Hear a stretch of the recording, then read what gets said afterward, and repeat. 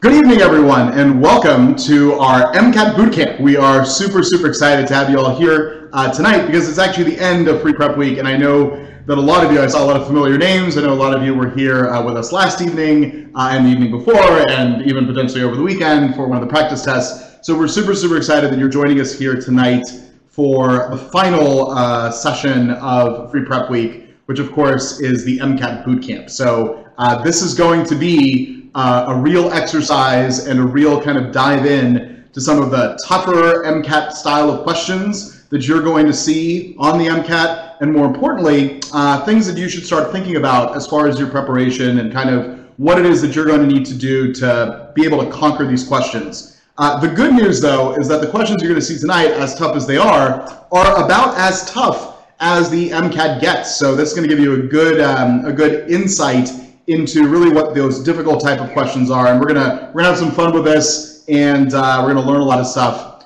You know, boot camp is it's one of my favorite events. I know it's a favorite of all my colleagues that are here tonight. I'll quickly introduce you to the crew. We have a really large crew here with us tonight.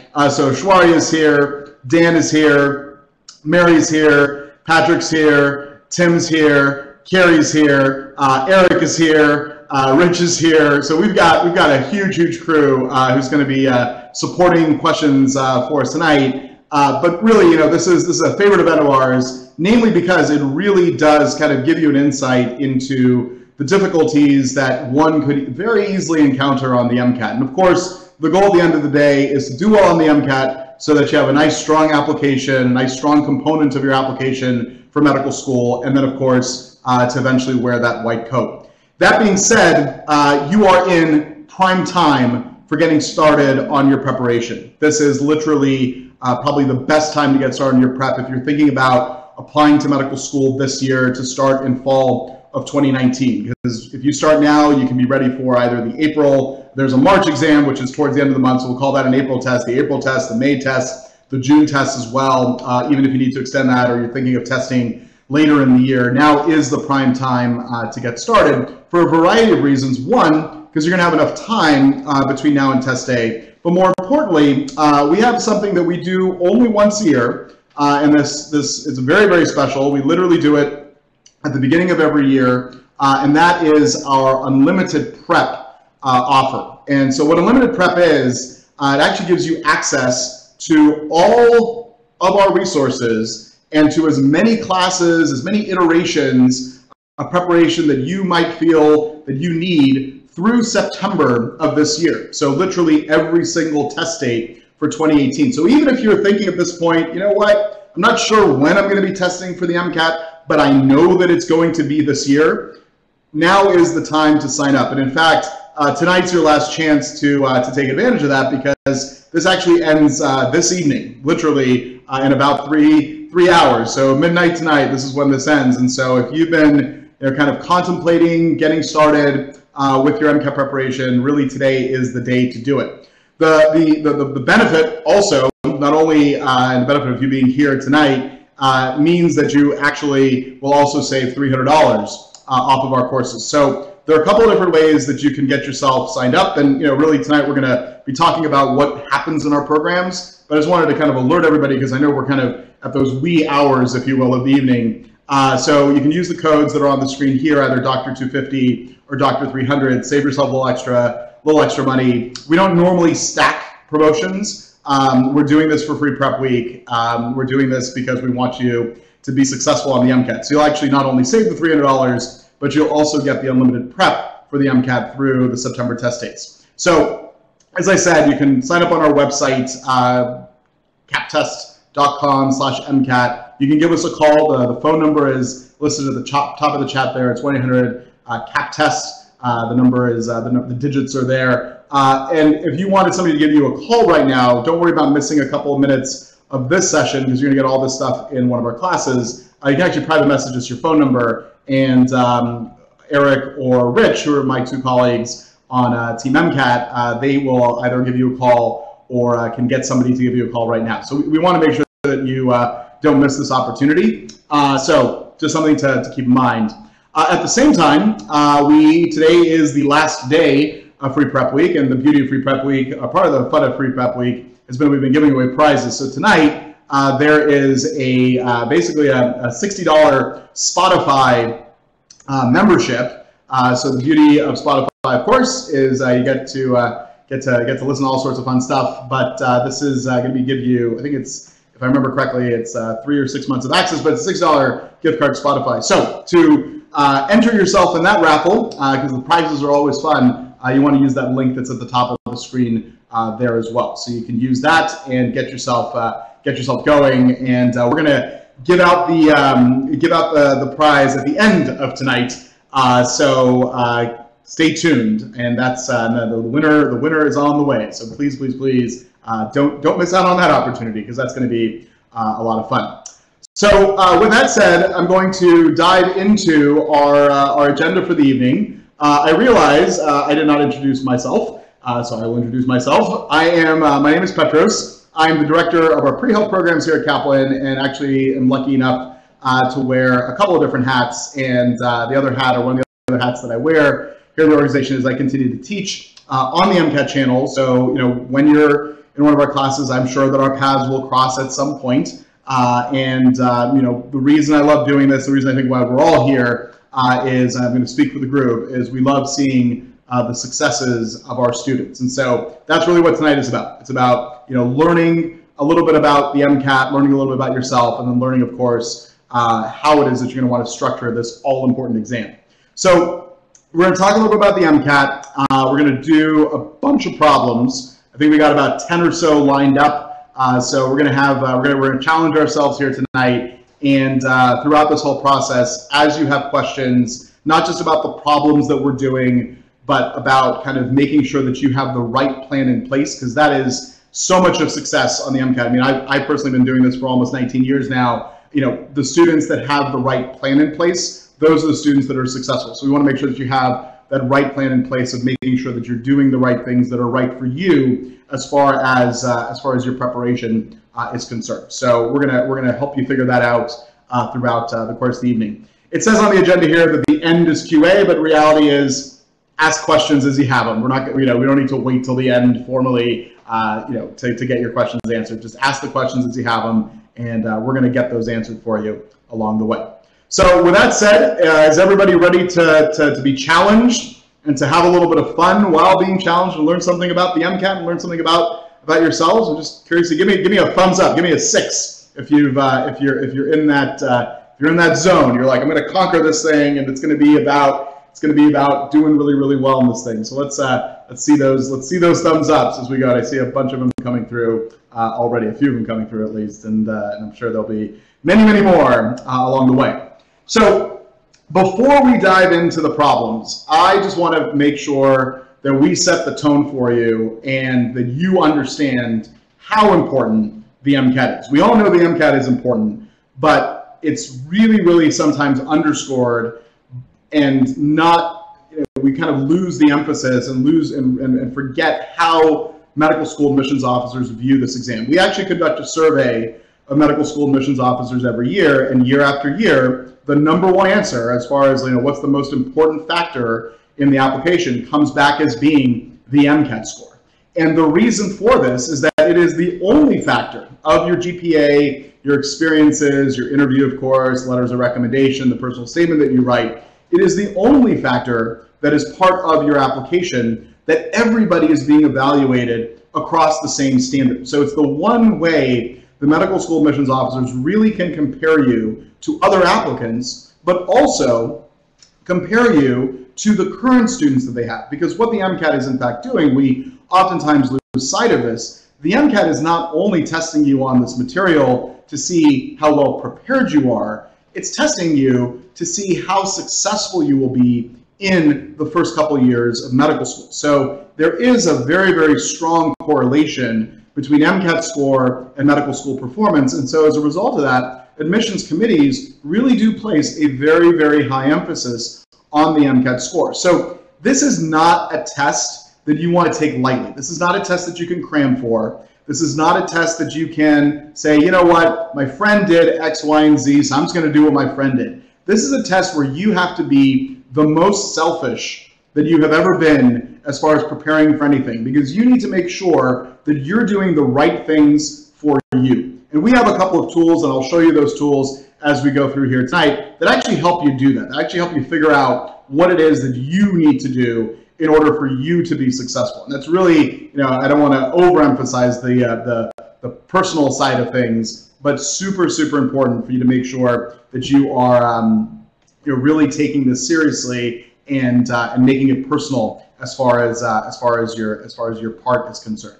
So from our admissions officer survey, we know that the MCAT score is the most important factor in a medical school admissions process. Even if medical schools will say they have holistic review, trust me, we just did an event a couple days ago with some colleagues out here in Texas, and we heard this straight from the admissions office that yes, there's holistic review, yes, the other factors matter, but the admissions committees don't get to those factors unless they see promise in the MCAT score. So that's important news for you to know.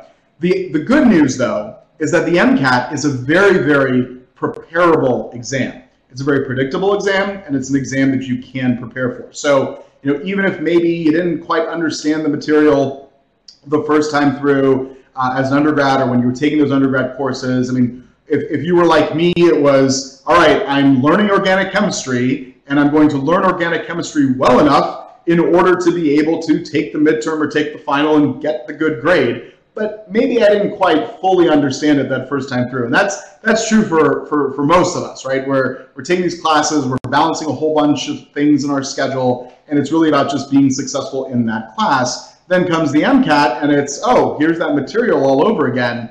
But super, super preparable exam, and very predictable as far as what they're going to test you on. There is a defined set of topics and a defined set of subjects that the MCAT will test you on, and that is what our course does. It prepares you specifically for those areas, and not only in teaching you the science and reviewing the science, but actually learning how to apply that science, because the application of that material is important, but also the application of that material in the right amount of time, because this, of course, is a timed exam. The other fun little fact, just some numbers, because I think everybody likes numbers.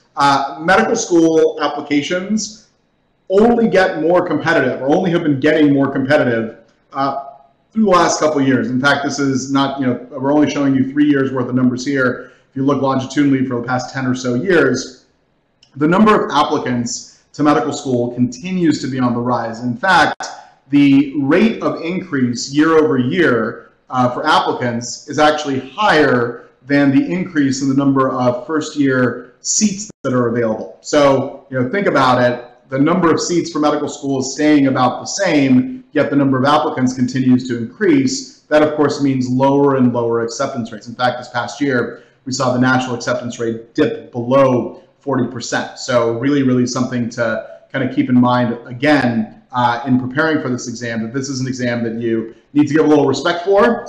You need to give a lot of time.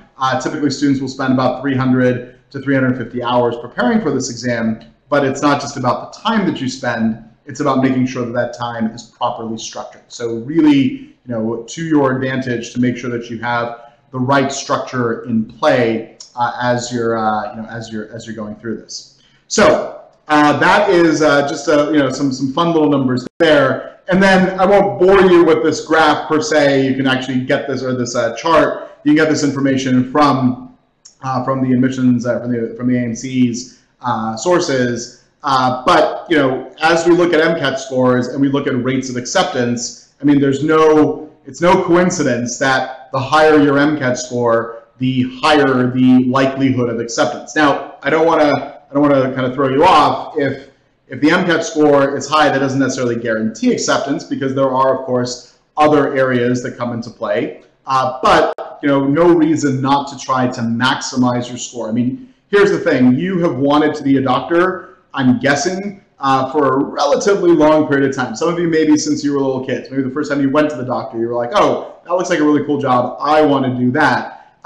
Don't let this be the thing. Don't let the MCAT be the thing that holds you back from achieving that dream. I mean, it's really, really important for you to be thinking about this kind of in that long-term goal that you have, and making sure that you are really maximizing your time that you have right now to improve your scores. And that's why I'm so happy that you're here tonight, because you're going to learn some things here, which is literally the tip of the iceberg as far as what you can learn and what you can do for yourself as far as improving your MCAT score. So that's what we have to look forward here to here tonight. So on that note, we're going to get started. We're going to get started with Bootcamp, the official Bootcamp-y portion of tonight. And I'm going to throw a couple of I don't want to say ground rules, but a couple of things I want you to kind of bear in mind as we go through this. One, we're going to be looking at some problems. And the reality is these problems are fully representative of the types of problems that you will see on the MCAT. So I want to be very, very clear, very transparent about that. But at the same time, these specific problems will never show up on your MCAT. That's just the reality of how this works. So the problems that you're going to see here tonight will never actually show up on your MCAT. So the goal of this evening, and if you're like me, you see a problem, you're like, oh, I want to try to answer that, and I want to try to answer it and see if I got it right. The goal of this evening tonight, especially in the earlier parts of Bootcamp, is I'm going to show you the process, because the process to answer these questions is going to be the same. And that's a key tip, a key kind of note that you should write down, is that the process does matter. And as far as your preparation is going to include learning content, it's going to include learning how to apply the content, and it's going to include learning the process. And it's going to include being able to attack these questions in the amount of time that is being presented to you. Super, super important to keep that in mind along the way. This is about how to replicate this process as many times as you can successfully on testing.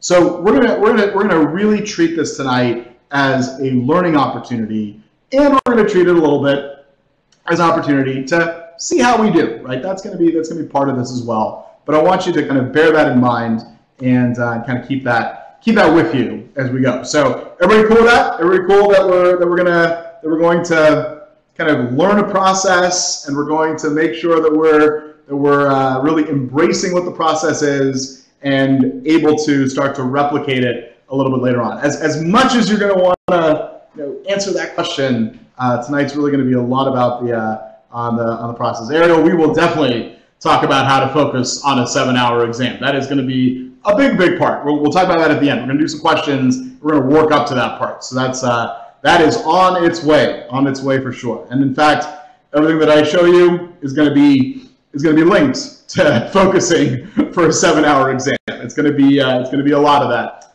It's going to play a huge role in your success. So here are the learning objectives, and these are kind of, again, that mindset that I want you to put yourself in here for tonight.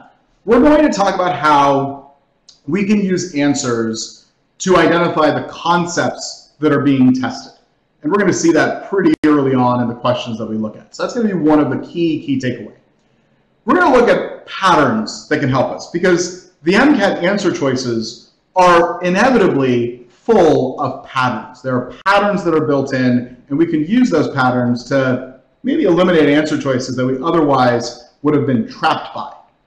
We're going to figure out how much detail we actually need to worry about when we're reading passages, because this is a kind of a big problem sometimes, and maybe you've experienced this in your own kind of initial kind of preparation or initial work that you've done with this test. It's easy to get bogged down in some of the detail that they're giving us. So we're going to talk about that. We're going to talk about that in the context of the passages. We're going to see how you can attack problems even if you're unsure of the science content. That's going to be a key part of this. And we're going to learn about how to employ the right strategy at the right time, because that's sometimes part of the battle, is not just knowing what the strategy is, but making sure that you're using the right strategy at the right time. So we're gonna talk about all those things, and we're gonna use these kind of as our guiding strategic takeaways as far as this evening is concerned.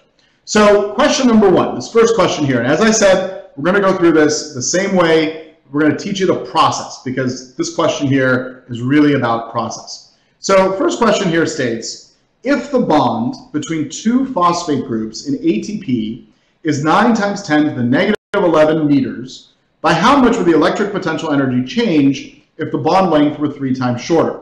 Now, immediately when we look at a problem like this, we see the word ATP, and you're probably thinking, tell me if I've predicted this correctly, you see ATP, you're thinking biology, because I learned about ATP in my biology classes, and ATP is only really ever discussed in my biology classes, right? So that is our mindset, because we're like, oh, this must be bio. But in fact, this question is in the Chem Phys section. The Chem Phys section is the chemical and physical foundations of biological systems. So yes, they're talking about a biological entity, being ATP. Yes, they're giving us a distance as far as the phosphate bond distance, right? The bond between the two phosphate groups. But then they're asking us about electric potential. And remember, not too long ago, about a minute ago, I said we can use the answer choices to see what concept it is that they're in fact testing us on.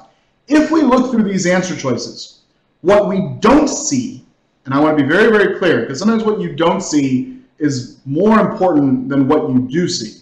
What we don't see are precisely, I should say, calculated answers, right? We don't see actual numbers of what the bond distance is going to be, or what the electric potential energy is going to be if the bond was 3 times shorter. What we see is a pattern of answer choices. So right away, we're hitting 2 of our strategic takeaways. We've got a decrease by 3 times, a decrease by 9 times, an increase by 3 times, and an increase by 9 times. So we've got a pattern here. 2 of the answer choices are talking about a decrease, 2 of the answer choices are talking about an increase, 2 of them are talking about 3 times, 2 of them are talking about 9 times. So really what we have to do here is we have to say to ourselves, well, what is the potential energy formula? And the potential energy formula, when we dig into our knowledge base, and you don't get a formula sheet on the MCAT. So this is a formula that you're going to have to go into the test knowing. Potential energy is equal to K times the charge of Q1 times the charge of Q2 divided by R, the distance between those 2 charges.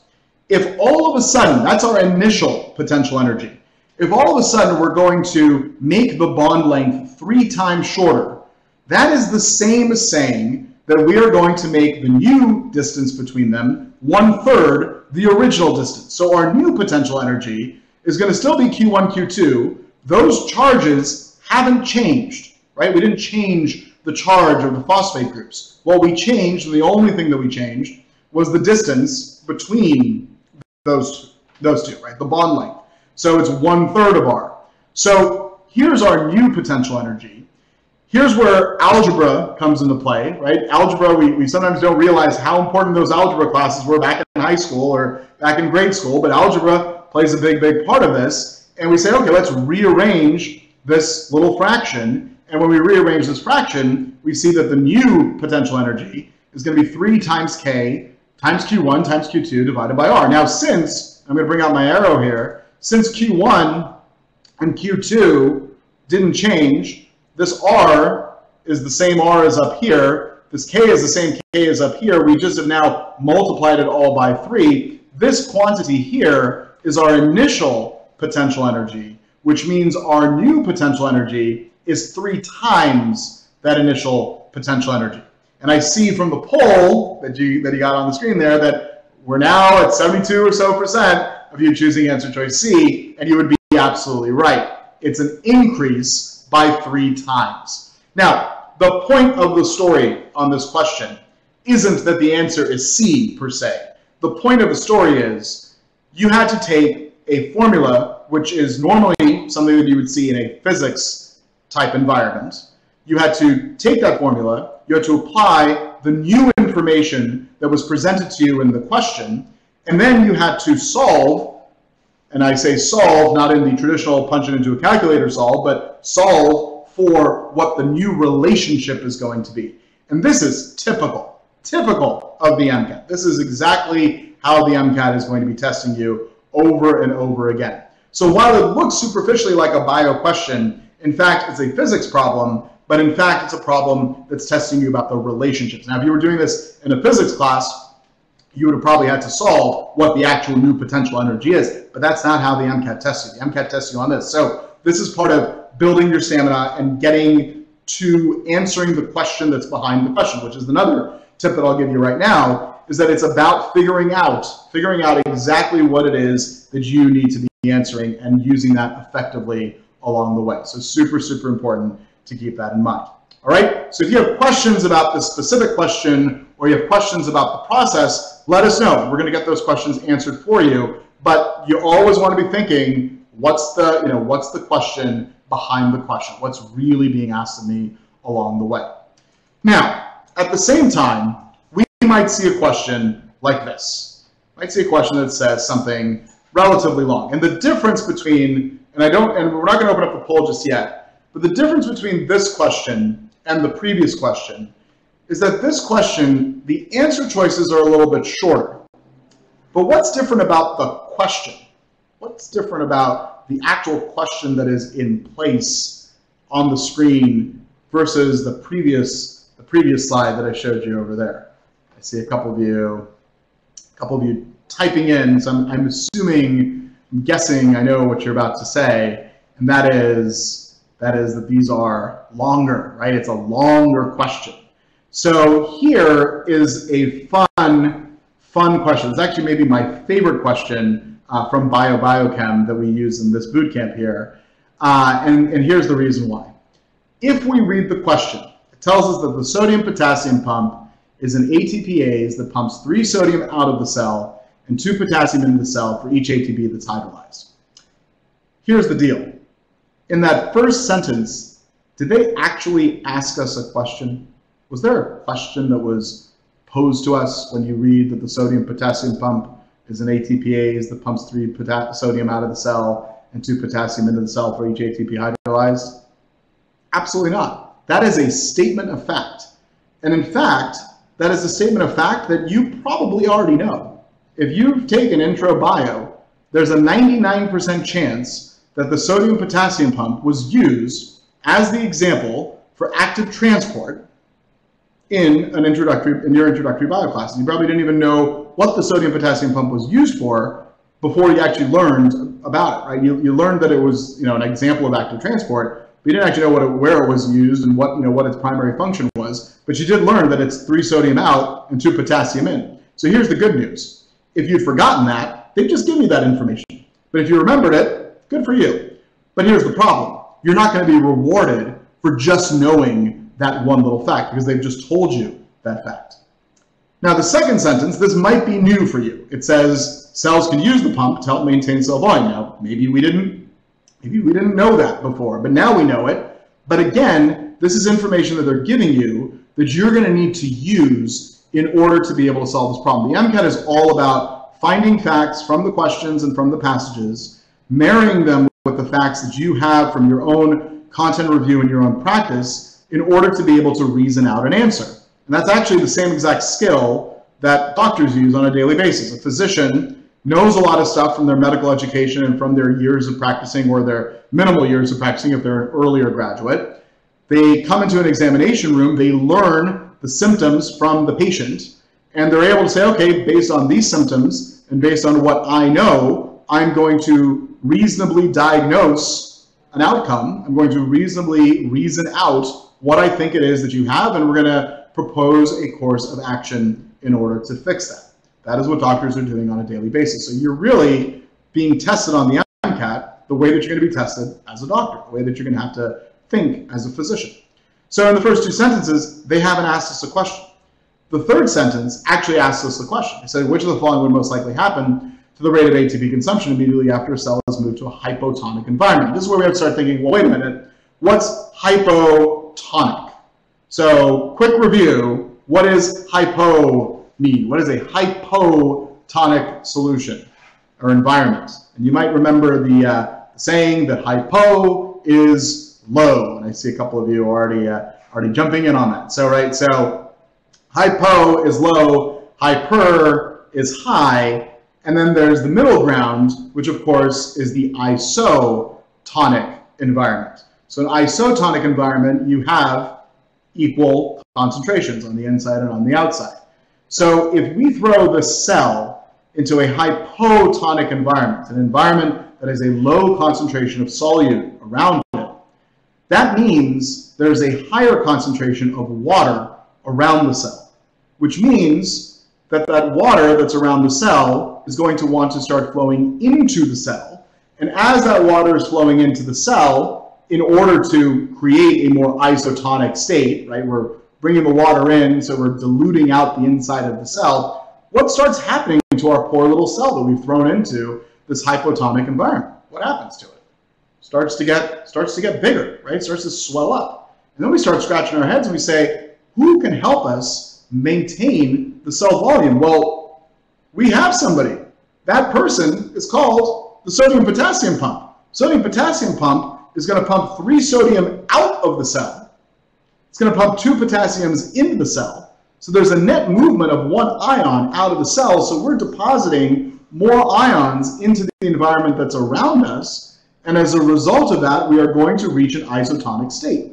So what's going to happen is the cell is going to hydrolyze more ATP in order to get to the isotonic state. Then when we get to the isotonic state, the sodium-potassium pump can say, you know what? My job's done. I'm going to take a break. And it's going to reduce the amount of ATP that's hydrolyzed. So we're going to increase, and well, let's open up the poll. We're going to increase, and then we're going to decrease. So look at the answer choices.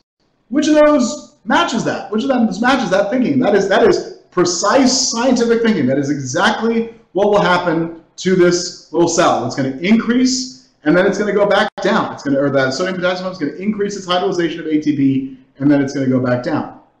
Now here's the fun part of this. That is scientifically true.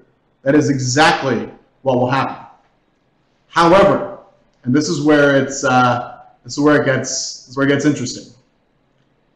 The MCAT likes to play tricks on you, and they threw in a very, very small word that makes all the difference in this question. And I see a ton of you are gravitating towards answer choice C. But here's the deal. What was the question actually asking us? What was the real question behind the question? This is what differentiates us. So we'll open up that poll, and we'll let you put in the answers. But what is the question really asking us? What is it that's really happening here for us throughout this process? The word immediately. Exactly, right? The word immediately. That is the key word for this problem. In fact, when we give this problem out, we see about 70% or so of students immediately jump to answer choice C because we're thinking, well, that's what's going to happen. And that is what eventually will happen. But the question wasn't asking us what will eventually happen. The question was asking us what's going to immediately happen. So super important to make sure that we are paying very close attention to the question that was actually being asked of us. The correct answer on this one is not answer choice C. While that's factually true, it's not answer choice C, it's answer choice A. But there would be an increase in that environment, the hydrolyzation of the ATP immediately after the cell is moved to a hypotonic environment. So here's the deal. I hate getting fooled. I mean, it's just a personal pet peeve of mine. It's like, don't try to fool me. Don't let the MCAT try to fool you, because that is what the test is designed to do in a way. Every single wrong answer choice that is on the MCAT is there for a reason. It's not random how wrong answer choices are written. Wrong answer choices are written for a very specific reason. They are written to try to trap you.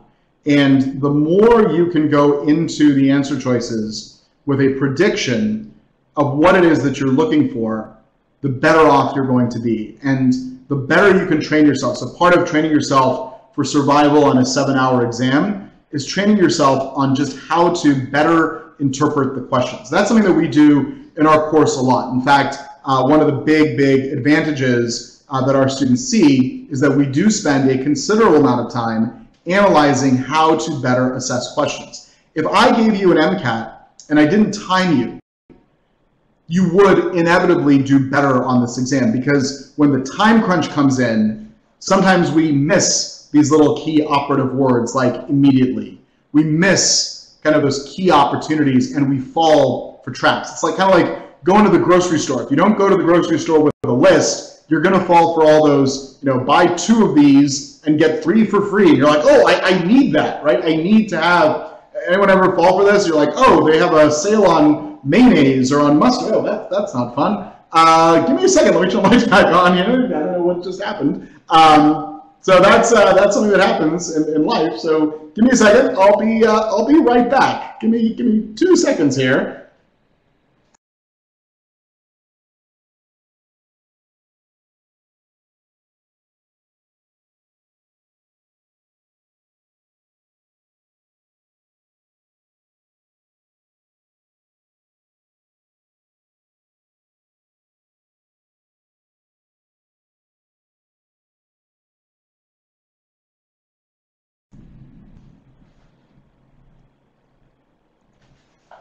All right, see how it looks. Let there be light. Sorry about that.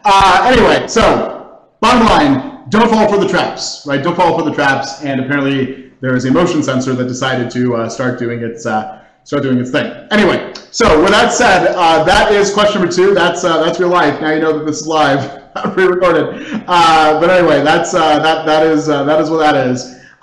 So we're back in the light is what it comes down to. We're now enlightened about the MCAT. If you got questions about that, do let us know. Do let us know in the chat. But bottom line, don't fall for traps, because that's not going to help you too long. And yeah, so Patrick makes a good point, right? Maybe it's like a natural thing that we should exercise and move around a little bit, because that will keep the lights on. Anyway, let's keep going, because you guys are doing awesome. You're having fun. Right, having fun, learning something, hopefully, and seeing some things, differently. Good, Kinsey. I'm glad you joined this event. I'm glad you joined it. I'm glad you all joined it, because it might happen on the exam.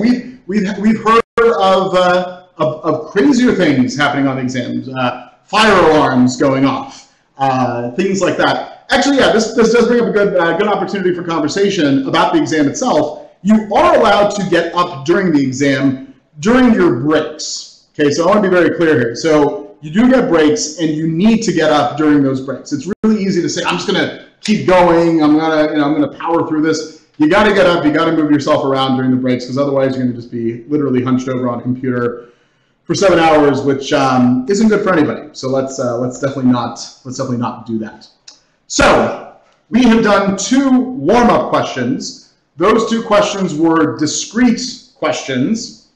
Now we are going to look at a couple of passage-based questions. And as you know, and if you don't know this, you know now, the MCAT's got a lot of passages, right? So you got a set of questions that are discrete questions that don't have a passage attached to them, but the majority of the questions that you have on the test are going to have passages attached to them. And there's, unfortunately, these urban legends that are out there, and I'm going to hopefully convince you to never listen to these urban legends ever again. There are urban legends that are out there that say, oh, don't bother reading the passage, or just read the first couple words of each paragraph. That is the worst thing that you can do for yourself on test day. And that is the worst thing that you can do in your preparation. The bottom line is you need to read the passages. I'll say this one more time. You need to read the passages. The reason being that the way that these passages are designed is that every paragraph is going to have a purpose for why it was written. Now, they're going to be filled with lots and lots of little details. And here's the problem. It's really easy to get hung up on the details. But what we have to remind ourselves is that the passages are going to be in front of us when we're answering the questions. So they're not going anywhere, right? They're going to be there for us. So as you read through these passages, what you should be doing is outlining the passages, outlining what the primary purpose is of each paragraph. There's actually a skill that we spend a lot of time training our students on throughout the program. And the reason for this is you need to become a better reader.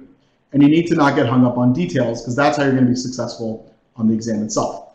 So we're going to work through this one together. We're going to work through both passages that we do here together. But I want you to be paying attention to the tone of my voice, because you're going to pick up pretty quickly what's important and what's not. So first paragraph, you can start reading this on your own. It says appropriate function of the nervous system, especially in regard to locomotion, relies on the ability of motor nerves to communicate with muscle tissue. Did we know that from before? Did we know that appropriate function of the nervous system is to help motor nerves communicate with muscle tissue? Yeah, we did, because we learned about the nervous system, right? You wouldn't be here studying for the MCAT if you hadn't learned about the nervous system. So first sentence, kind of, nice that it's there, good introductory sentence, but not much more. Pathological conditions that inhibit the ability of neurons to communicate with muscles result in various types of muscular dysfunction. Sounds reasonable. Tell me more. For example, aha. So this is the aha moment. They're going to give us an example. And they say, for example, myasthenia gravis is a disease in which autoantibodies target receptors located on the neuromuscular junction, resulting in the inability of the neuron to communicate with the muscle. We say, okay, MG, that might be important. Now here's the deal. You don't need to fixate on MG. All you need to do is make a note that they have used MG as an example of these pathological conditions. So you might just note down on your scratch paper, MG causes problems, right? There's an inability to communicate with the muscle. Then they say, and anytime an author says, interestingly, you know that it's important, right? When you're having a conversation with one of your friends, or maybe your parents, or oftentimes older people, they're like, interestingly, and when they say something that's interesting, you're like, oh, that's going to be important, right? Or professors, when they say, oh, interestingly, this is also true, you're like, oh, that might be on the midterm. Who's ever experienced that? You're like, oh, I hear the word interestingly, this might be important, let me pay attention. So that should be a key word for you to kind of perk up and your ears kind of go up and say, let me listen a little better. Many patients with MG also have an abnormal thymus. Okay, that's interesting that there's maybe a link. Treatment often involves pharmaceutical therapy, which generally offers only symptomatic relief. However, a definitive treatment can often be achieved by the removal of the thymus. So maybe there's a link between MG and the thymus. That's all we're going to note down. Now, notice what I'm not doing here is trying to overly understand what's happening in the first paragraph. That's like big mistake, because we think, oh, I got to fully understand this before I move on. No, just read it. Say, here's what they said, and I'm going to move on. Right? I'm going to read it, I'm going to see what they said, I'm going to move on. Another disease, so okay, example number 2. The cause of decrease in the ability of nerves to communicate with muscles is known as Lambert-Eaton myasthenic syndrome. In this condition, autoantibodies attack the presynaptic calcium channels, diminishing the signal transmitted to the postsynaptic cells. This condition is often associated with small cell lung cancer. So now we say, okay, Lambert-Eaton has something to do with calcium channels. And that's it. Right? That's what the second, who would agree with me that in these first 2 paragraphs, we've learned that, okay, MG may be related to the thymus, LE, something to do with calcium channels. I mean, that is pretty much the summary of these first 2 paragraphs. Third paragraph then goes on and says, myasthenia gravis and Lambert-Eaton syndrome are often characterized by muscle weakness. You say, okay, interesting. However, and when we see however, this is another key word that I want you to write down, I want you to never forget. Anytime you see however, that means there is a pivot shift that's about to happen. The direction we were going north, we hear however, we're going to be shifting west or we're going to be shifting east. Something is changing as far as the direction that we've been going in so far. However, in the absence of additional information, it can be difficult to make a differential diagnosis. In other words, it's hard to tell the 2 apart. One of the ways these 2 conditions can be distinguished, and this is, again, very, very characteristic of the MCAT, they say it's hard to tell them apart. However, here's a way that we can maybe distinguish them, is by the administration of medication that inhibits acetylcholinesterase. Patients with MG notice a substantial improvement with the administration of such a medication, while Lambert-Eaton patients do not. So acetylcholinesterase, which of course breaks down to acetylcholine, is going to be good for MG patients, nothing really major for the LE patients. Another way to distinguish the 2 is by the use of repetitive nerve stimulation, or RNS. It's performed by electrically stimulating a nerve and measuring the response of the muscle. Figure 1 shows the appearance of RNS muscle response each peak indicates a single stimulation event. So really all they're doing in this third paragraph, you tell me, but what they're doing in this third paragraph is they're saying, here are some remedies. Here are some remedies and here are some ways to differentiate the two.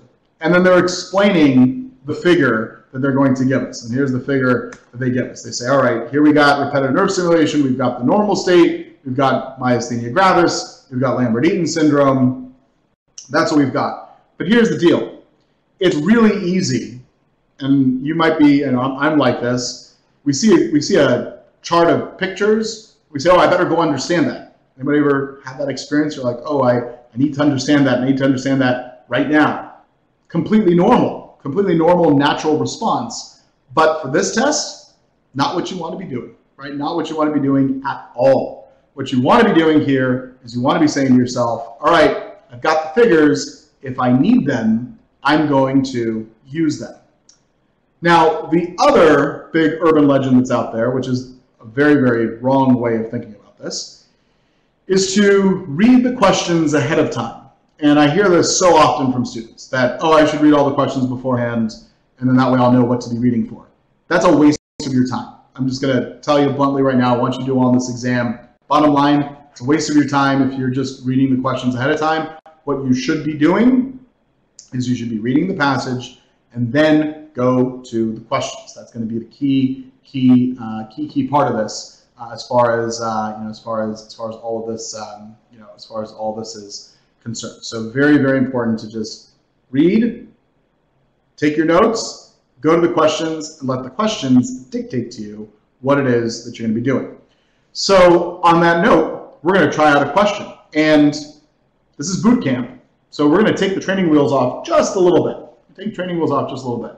I'm going to let you attempt question number 1 completely on your own. We're going to give you a minute.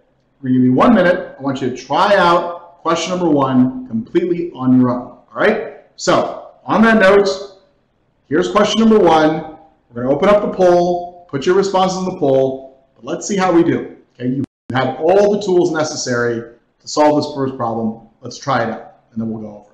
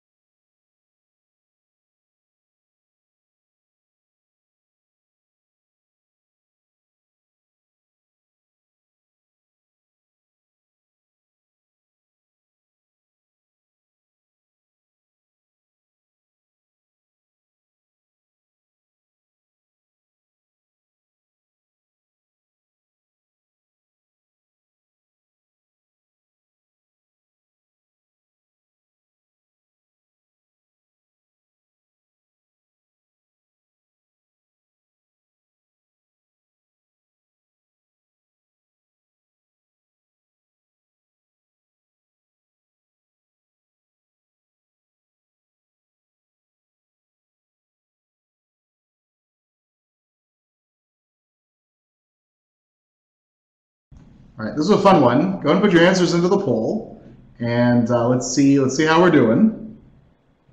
This is good. See, about 50% of you or so have chosen C. Now, the question says, why does the administration of a medication that inhibits acetylcholinesterase improve the symptoms of myasthenia gravis? This isn't a question about myasthenia gravis. This is a question not even about acetylcholinesterase per se. It's a question about acetylcholine, right? That's what this question's really asking us about. The question behind the question here is saying, all right, if I give you a drug that inhibits acetylcholinesterase, that's an enzyme that's going to break down acetylcholine. If we're inhibiting the breakdown of acetylcholine, what are we going to have more of? What are we going to have more of along the way?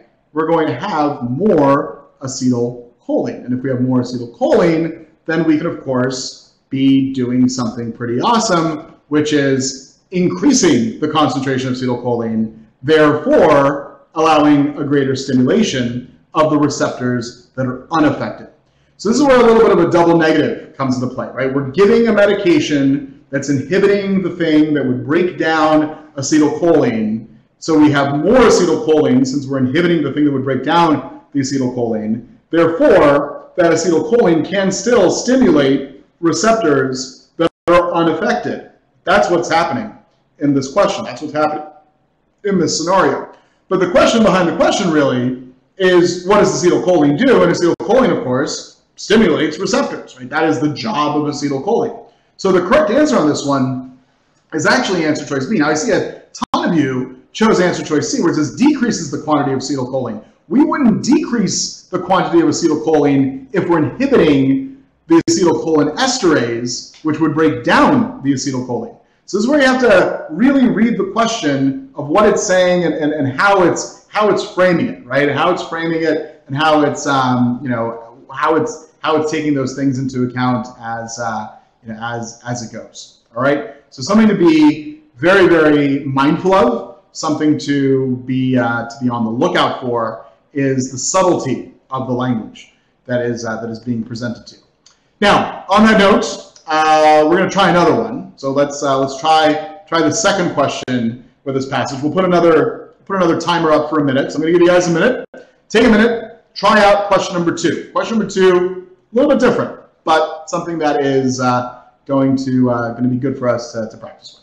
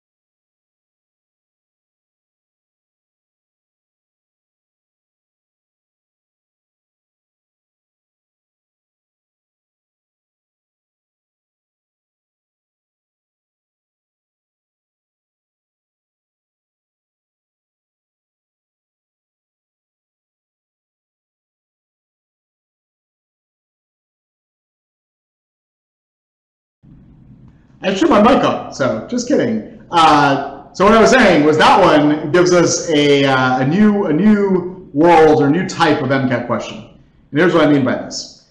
They give us a scenario where they say, okay, we're going to incorporate a new if. We're going to incorporate a new scenario. We got a researcher. They're planning a study to determine the effect of a new medication on signal transmission at the synapse in patients with myasthenia gravis. So we think to ourselves, okay, where do they talk about myasthenia gravis? Which paragraph? So that's the first kind of thinking that you should be looking at and potentially going to your notes and saying, okay, that's in paragraph number 2 where myasthenia gravis was introduced to us. And they ask us which of the following control groups would provide the most accurate information to help determine the efficacy of this new medication. Now, what I meant by this is a new type of MCAT question that we haven't seen yet here today is they're saying which of the following.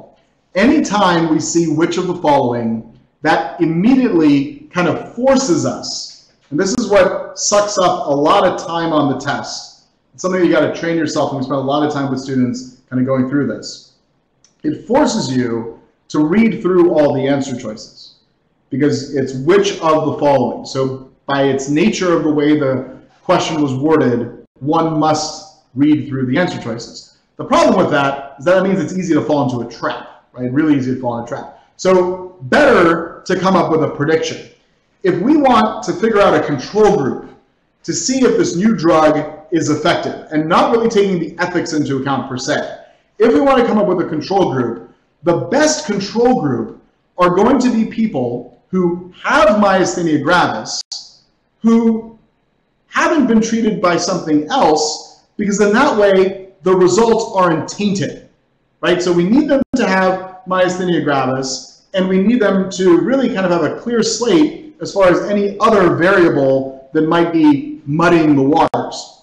And so if you have those two kind of facts in your head, you read through this and you say, okay, answer choice A says people who do not have myasthenia gravis. Why would you want to have a control group of people who don't have myasthenia gravis if you're trying to test whether or not the drug would be effective on myasthenia gravis? The group A is your like completely unaffected group. That's like your, okay, this is the normal group, but it's not your control group. The control group has to have the same thing as the group that's being tested, but nothing else, right? You want to remove as many variables as possible. That's why when you look at research studies, they'll say, we want people who have this and have not undergone any treatment for this. And that's going to be the person that's going to be a good candidate for the control group.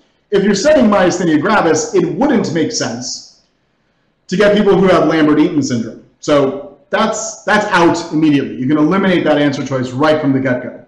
If you had people who have myasthenia gravis and they've been treated with another drug, they're not going to make a very good control group because, you tell me why, but they're not going to make a good control group because maybe it's the other drug that actually helped them and not the drug that they're actually doing the study on to see if that's effective in treating myasthenia gravis. So here's the nice thing. A, B, and C can be eliminated for good cause right from the get-go.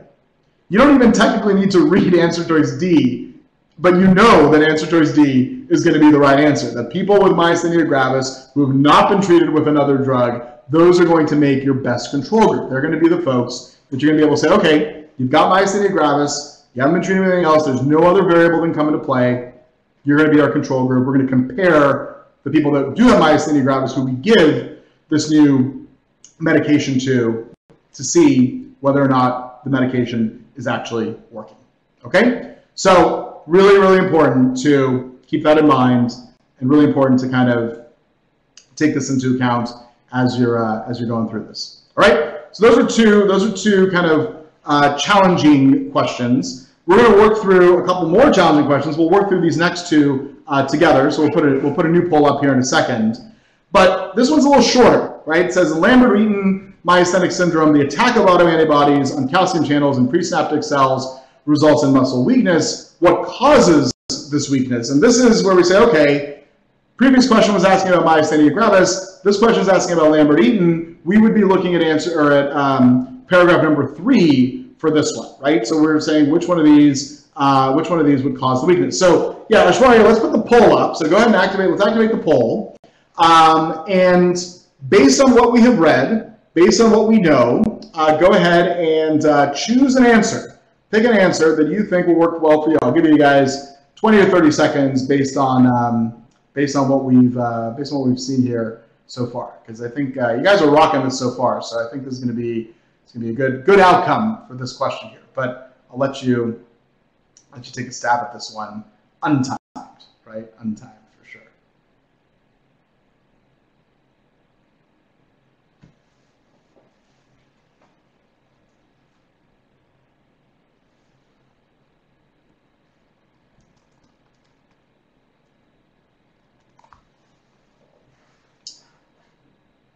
So here's what we know from the passage. I see some results coming in.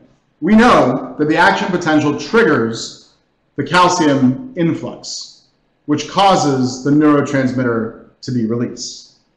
So if we have the attack of autoantibodies on calcium channels in the presynaptic cells, giving us muscle weakness, what that must mean is that the neurotransmitter release is being reduced. It's not the calcium that's actually doing the stimulation, it's the neurotransmitter. But if the autoantibodies are attacking the calcium channels, we're going to have less neurotransmitter that's released, and as a result of that, the correct answer would have to be answer choice C. So literally, what's in pink on the screen, the opposite of that is happening, right? The opposite of that is happening. There's going to be less neurotransmitter that's ultimately going to be released based on the information that they gave us in the passage and based on the information that we know about the nervous system. So this is where we're effectively thinking about this from the perspective of kind of the science that we know ahead of time, right? It's how does calcium play a role as far as the neurotransmitter ultimately being released? So that action potential is triggering the calcium influx, which causes the neurotransmitter to be released. Since we have the attack on the calcium channels, there's less neurotransmitter that's going to be released. There's going to be less calcium influx. Calcium efflux, that's the opposite answer choice, and that is a trap answer choice there for many reasons. But it's there to fool you. That's what it comes down to. So really important to kind of remember what's there as a trap and what's not there as a trap, and what's actually the answer that you're going to want to pick. Cool. All right, let's try one more with this passage, because this one's a good one. The question here says, which of the following is a possible interpretation of repetitive nerve stimulation studies in Figure 1? So Ashwarya, let's put a minute up on the poll for this one as well. We put the images up for you from the passage itself. So this is a question. So this is something that's very typical of the MCAT. This is a question that is asking you to interpret the pictures. Now, it would have been a mistake, and I'll say this one more time, it would have been a mistake to interpret the questions interpret the figures before you got to the questions, because maybe you don't get a question about them. But when you get a question that's saying, hey, I want you to interpret what's happening with the RNS, then it's time to actually analyze the figures that are in front of you. So take a minute, look at these three images, find the answer choice that matches what's actually happening, what these three images are representing. You have the normal state, myasthenia gravis, and Lambert-Eaton syndrome all at the same time, or shown at the same time.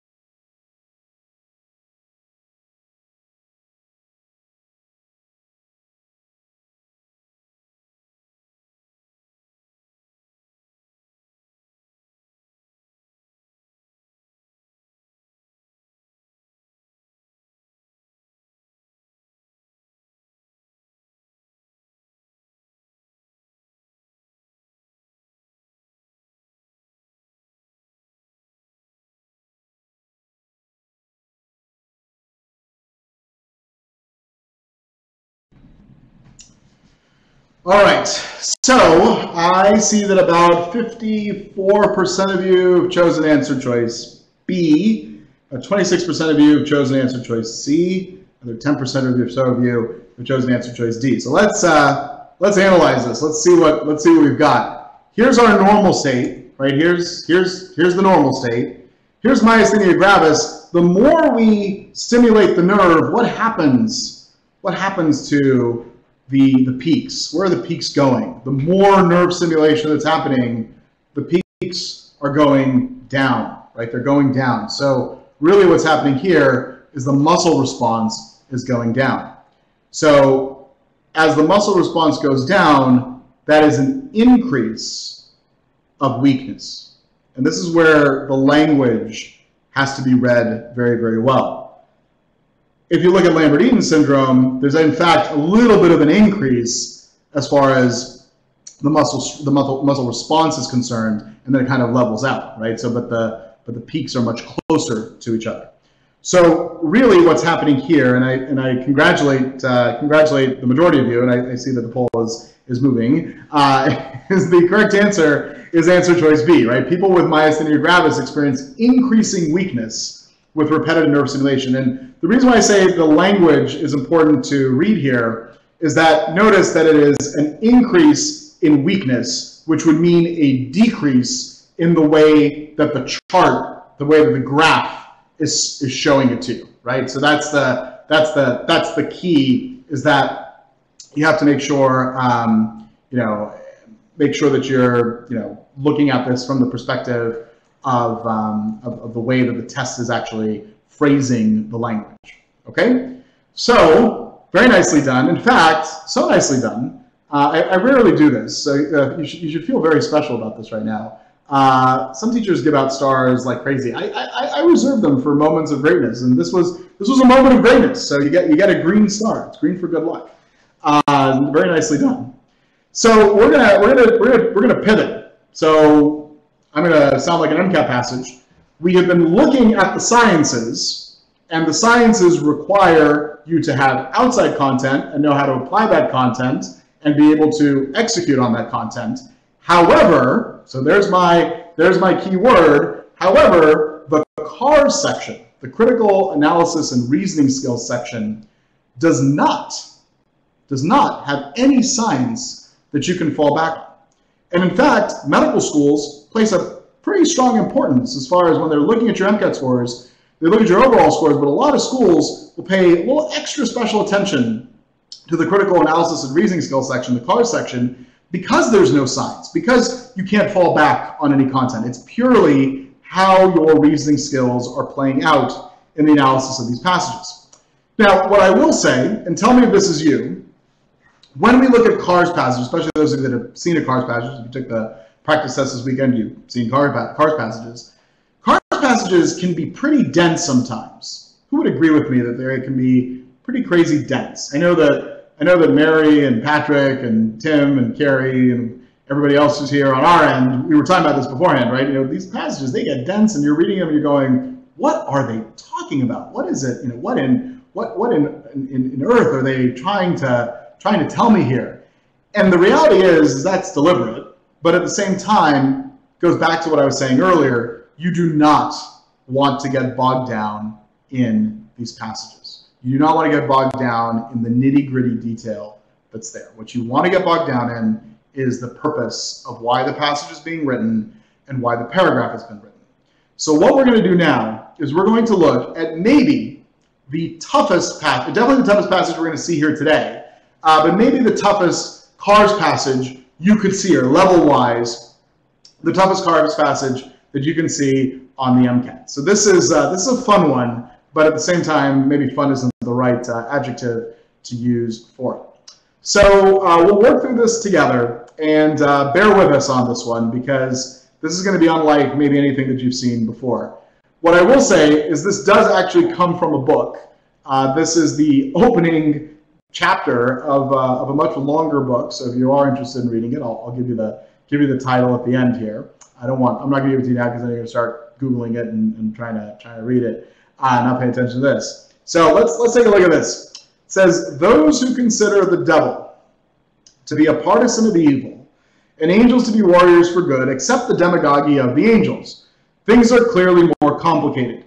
When we see the words, things are clearly more complicated, what does that mean? And we just talked about this a second ago. We talked about this with the science passage. What is about to happen when we see the words, things are clearly more complicated? It's a very, very classic way that the MCAT will give it to you. It's a pivot. I see a couple of you privately chatting that. It's a pivot, right? It's a pivot. So we are going to see something different, right? Something is going to change on this one. So it's not black and white. Exactly, Jamie, right? It's something is going to be just a little bit different. Angels are partisans not of good, but of divine creation. The devil, on the other hand, denies all rational meaning to God's world. We say, okay, first paragraph is telling us that things aren't as simple as they might seem, right? It's not black and white. Now, the second paragraph, this first line of the second paragraph is maybe remember I was telling you earlier that the sodium potassium pump problem was maybe my favorite problem. It's maybe my favorite line as far as passages, especially from tonight. World domination, as everyone knows, right? We all know this, right? World domination, as everyone knows, is divided between demons and angels. Okay? We probably didn't know that beforehand, but now we know it. And the thing about the CARS passages that is important for me to highlight to you is that it's not about what you know from before. It's not about your opinion. It is about what the author is telling you. So weird thing about the Cars passage, which is like a complete juxtaposition to the science passages. With the science passages, you want to try to remember as much as you can as far as your outside knowledge is concerned. With the Cars passages, you want to forget everything that you know and all of your own thoughts, right? Because it's just about the opinion of what the author is telling you, or the opinions that the author is telling you about. They might be telling you about somebody else's opinion, but your opinion doesn't matter. I hate to tell that to you, but that's just the reality of how these passages work. So, but the good of the world does not require the latter to gain precedence over the former, as I thought when I was young.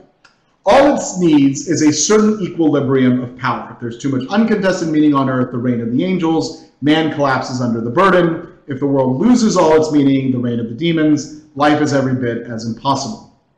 So, as kind of confusing as that second paragraph is, it's really telling us, this is what I want you to jot down, it's really just telling us that, hey, we need equilibrium of power. We need a little bit of both. We can't have it all be angels, we can't have it all be the demons. It's got to be a little bit of both to keep the balance, right? That's what the second paragraph is really telling us.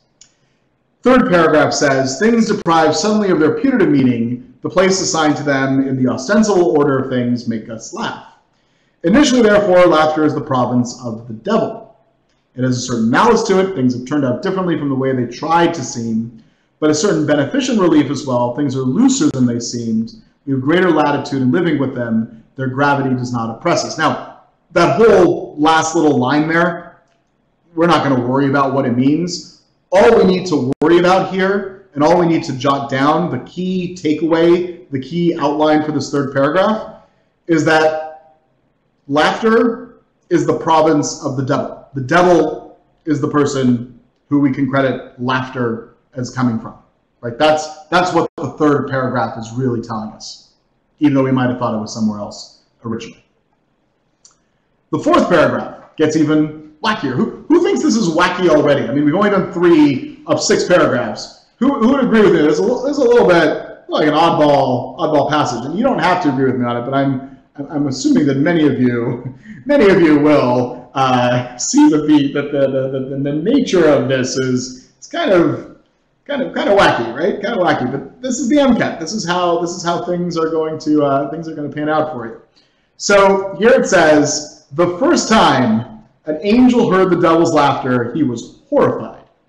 It was in the middle of a feast with a lot of people around, and one after the other, they joined the devil's laughter. It was terribly contagious. So just imagine, you've got this feast, you've got this angel sitting there, here's the devil laughing, and then all these other people that are around start laughing too, because it's contagious. The angel was all too aware that the laughter was aimed against God and the wonder of his works. He knew he had to act fast, but felt weak and defenseless. So poor angel doesn't know what to do. And unable to fabricate anything of his own, he simply turned his enemy's tactics against him. He opened his mouth and let out a wobbly, breathy sound in the upper reaches of his vocal register and endowed it with the opposite meaning. Whereas the devil's laughter pointed up the meaningless of things, the angel's shout rejoiced in how rationally organized, well-conceived, beautiful, good, and sensible everything on earth was. So here's my question to you. Both parties, the devil and the angel, what are they both doing? What is identical about their actions? What is identical about the actions that are present in front of us? Just out of curiosity, what can we interpret from what's going on here? They're both laughing, right? They're both laughing. They're both doing the exact same thing, but that doesn't necessarily mean that their laughter is representing the same thing, right? There might be one action that's happening, but there are multiple meanings that are happening within that laughter. We continue. It says, there they stood, devil and angel, face to face, mouths open, both making more or less the same sound, but each expressing himself in a unique timbre. Absolute opposites. And seeing the laughing angel, the devil laughed all the harder, all the louder, and all the more openly, because the laughing angel was infinitely laughable. I always have this image when I read this passage of kind of Mr. Burns from The Simpsons laughter, like a excellent kind of laughter, and then the little angel's got his little ha ha ha, laughter that's happening at the same time. So you got with the ha ha ha and the ha ha ha, right? The two, but they're having a laugh off. They're having a laugh face off, if you will, between the two of them. Laughable laughter is cataclysmic, and even so, the angels have gained something by it. They have tricked us all with their semantic hoax. Their imitation laughter, and it's original. The devils have the same name. People nowadays now realize that one and the same external phenomenon embraces two completely contradictory internal attitudes. They are two kinds of laughter, and we lack the words to distinguish them. I got a little surprise for you guys. This was not a passage about angels and demons. This wasn't a passage, we hear angels, we hear demons or devil, we think religion. This isn't a religion passage. This isn't even technically a passage about laughter per se. This is a passage about linguistics. Surprise!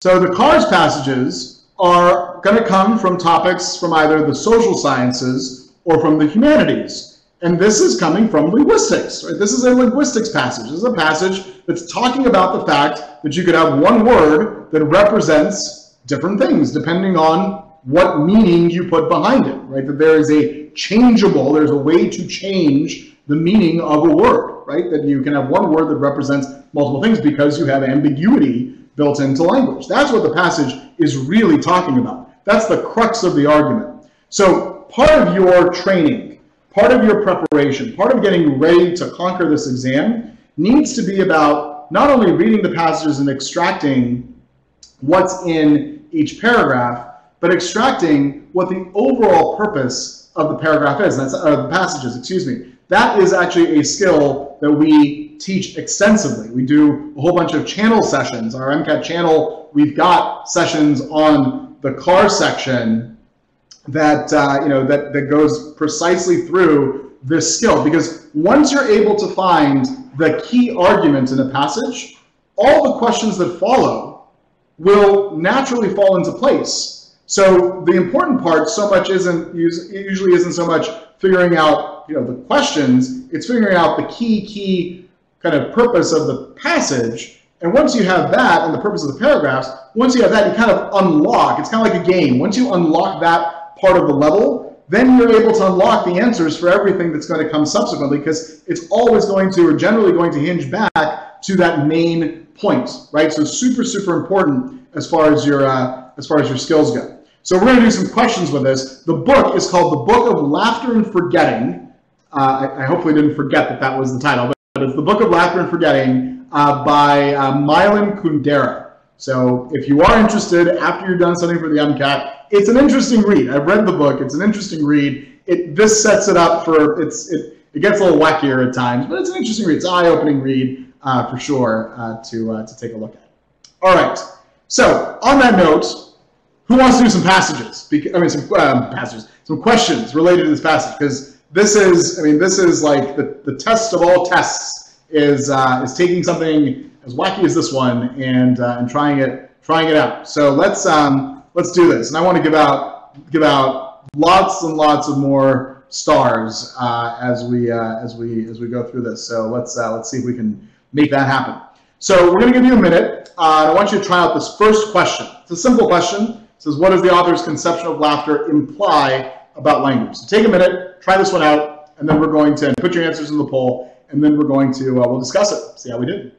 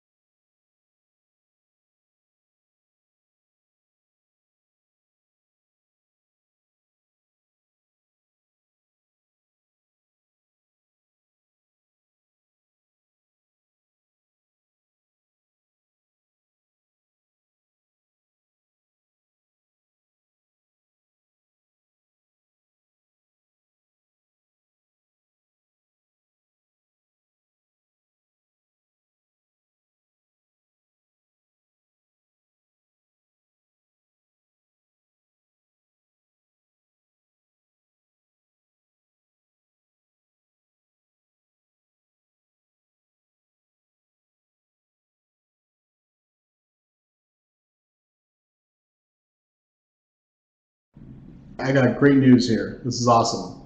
Almost all of you have chosen the correct answer, which on a question like this, in a passage like this, is phenomenal. So author's conception of language is saying that you can have, that language can conceal the distinct meanings, because you might have one word that has multiple meanings to it, right? And so the correct answer on this one is going to be answer choice A. It's going to be answer choice A, and I see about 100% of you, or 97% of you, chose answer choice A. If you look at B, where you said language cannot be suddenly deprived of all meaning, what's the problem with that? There's a very distinct problem in that it's contradictory to what the author was saying. The author was saying, no, it's not that it can be suddenly deprived of all meaning, that it can have multiple meanings. It can, you can conceal all the meanings. And to be clear, the author isn't saying that there are only two meanings behind laughter.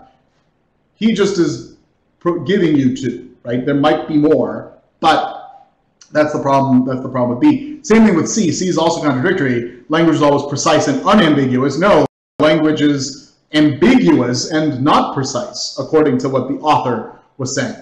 Answer choice D is an interesting one, and this is what I was saying earlier about kind of removing the outside world. Spiritual beings implies, something, angels, demons, we think spiritual beings. This is out of scope. So this is something that we would call scope. Now, I'm using terminology here that we use in our courses, which is we actually train you on not only how to find right answers, we train you on the different types of wrong answer choices. And that's, that's a huge, huge part of getting more questions correct, is just knowing why something's wrong. If you can eliminate 3 of the 4 answer choices, or even 2 of the 4 answer choices, you're that much better off and that much closer to getting the correct answer, getting to the correct answer. So the correct answer on this one is going to be answer choice A. That's the one that you're going to pick, and that's the one that's going to get you the points. And today, it's going to get you a little star. We usually reserve this one. So I'm going to share something. You're going to get something very special. It's called the black star, right? So you get the black star, which is super, super exclusive, super elite, similar to like the black credit card, right? The very, very prestigious group of individuals. So nicely done. Very, very nicely done. I'll give you a virtual high five as well. Let's take another minute. Let's keep the momentum going, and let's try second question here, talking about the context of the passage. Remember, context of the passage, hugely, hugely important. Take a minute, try it out.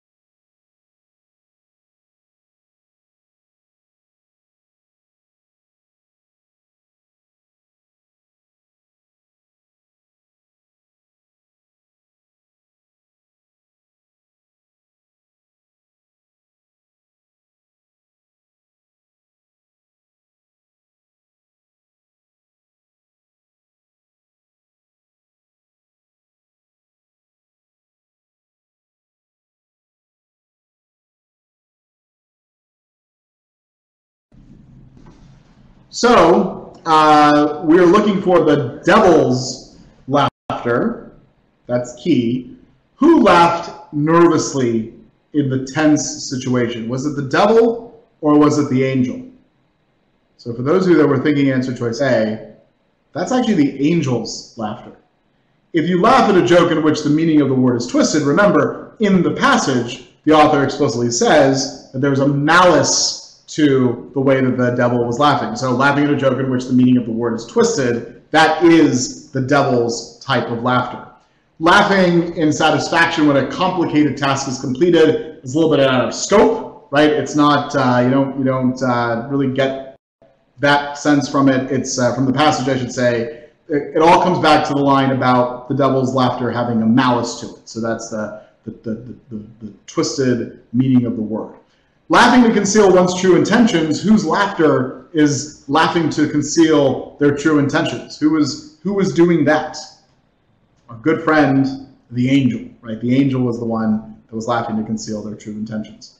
So, it's about, again, identifying what was said about whom, and in this case, the devil. That was all about the twistedness of the word. Good. All right. Let's try another one. So we're going to give you another minute here. Again, remember, it says based on the information, and then it asks you the questions. We'll give you another minute. Put your answers into the polls.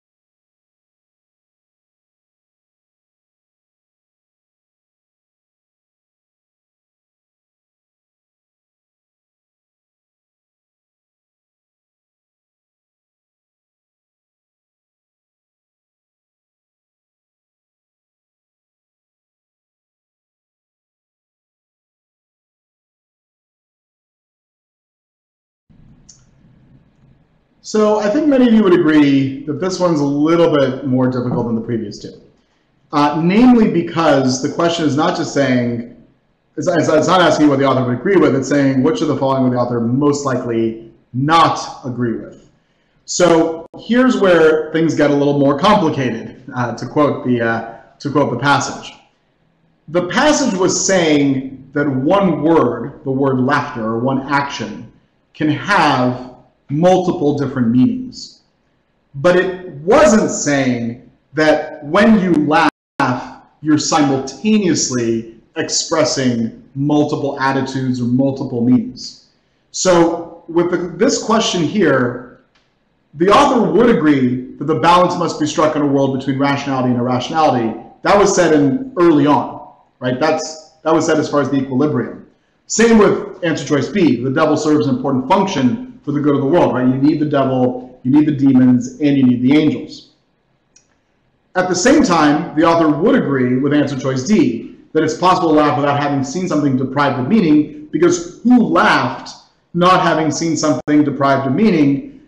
That was the angel. What the author did not say is that laughter is simultaneously expressing two meanings. What he did say was that laughter can be expressing multiple meanings, but not at the same time, right? If the devil laughs, it's got one meaning. If the angel laughs, it's got another meaning. I laugh, maybe it has a different meaning. You laugh, it has another meaning, right? There could be multiple meanings to the word laughter, but not simultaneously. When you laugh, there is one expression that is happening. So the thing that the author would not agree with is answer choice C. And that's the tricky part about this question, is that he would agree with A, B, and D, and it's really easy to want to gravitate towards those answers because you're like, yeah, I just read that. But this is why you have to pay attention. Back to one of our earlier problems where we were saying, pick up on the key words. The key word here is what would he not be agreeing with? And you have to be very, very mindful of that. So that's another part that you have to make sure that you're kind of picking up on and making sure that you're not falling into those traps as far as what the answer choices are ultimately telling you. Okay? So if you got questions about that, let us know in the chat. I know it's a little more of a tricky one, but let's take a look at the last question here, which says, according to the passage, which of the following is true about the relationship between laughter and meaning? We'll give you another minute, and you can put your answers into the poll on this one.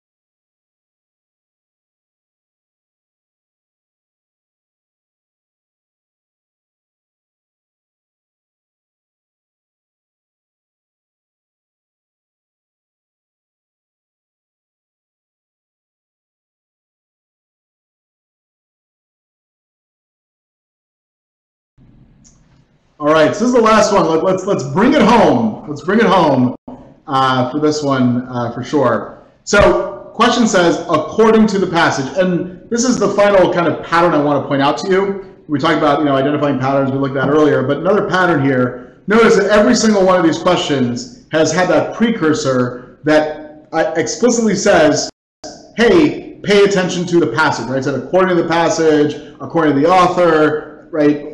In the passage, this is you always want to be in the context of the passage. So we're going to close up the poll here and take a look at this. According to the passage, which the following is true about the relationship between laughter and meaning. The whole argument that the author is making is that the idea of laughter only came about because we were able to, the angel was able to change the definition of what the laughter was doing, right? The devil laughed in one way, and then the angel changed it around. So you got to be, back to what I was saying earlier about looking, kind of having a prediction as you're going through these things. You got to be looking for something that is along those lines. And I see that about 45% of you chose answer choice A, which is correct. Laughter would not have come about if the meaning of everything was immutable. This is where we have a double negative, right? Laughter would not have come about if the meaning was unchangeable. Immutable means to be able to change, think mutation. Immutable means to not change. So you wouldn't have had laughter come about if you weren't able to change things. So the correct answer choice here is answer choice A, but I see a lot of you chose answer choice C, which is the word used to denote laughter itself has no meaning. What's the problem with that answer choice? Does the word that denotes laughter have no meaning? This is where things are a little bit tricky. In fact, the word used to denote laughter has multiple meanings. So answer choice C is in fact opposite, right? There's opposite of what we should be looking for. The problem with D, where it says there are only two possible types of laughter that have meaning, that is what we refer to as being an extreme answer choice. Yes, the author did only discuss two types, but he never said that there are only two types. He said, here's one type, here's another. Never said, and that's it, right? It's not either black or white. It's this or the other, or maybe there's a third, maybe there's a fourth. So be very, very careful about that in how it is that you're reading.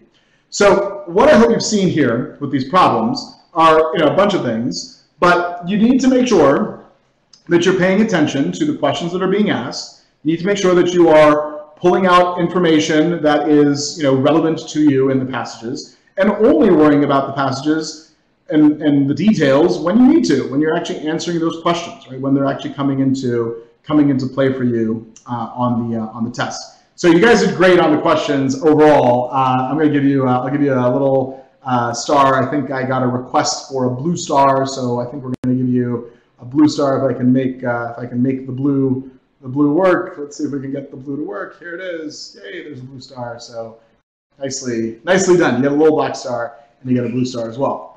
So that's that's some tough stuff, right? That's some tough stuff as far as questions.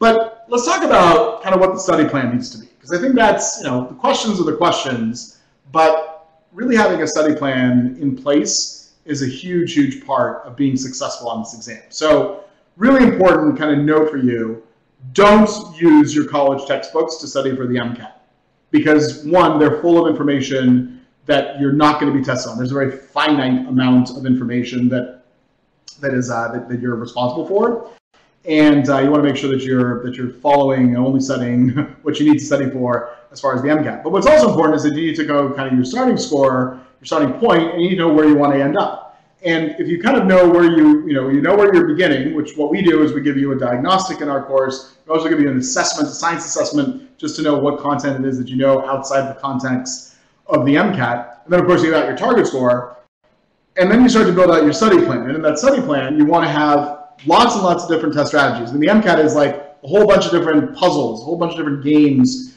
that get thrown at you. You got to have a strategy for each and every single one of those questions. You saw 10 questions here today, and I can assure you that while the overall strategy is very similar, there's a common thread across those, there are subtle differences that we already did here today that we showed you to attack all of those questions, and you need to build a repertoire of strategies in order to get more practice and then to, of course, be practicing the application of those strategies.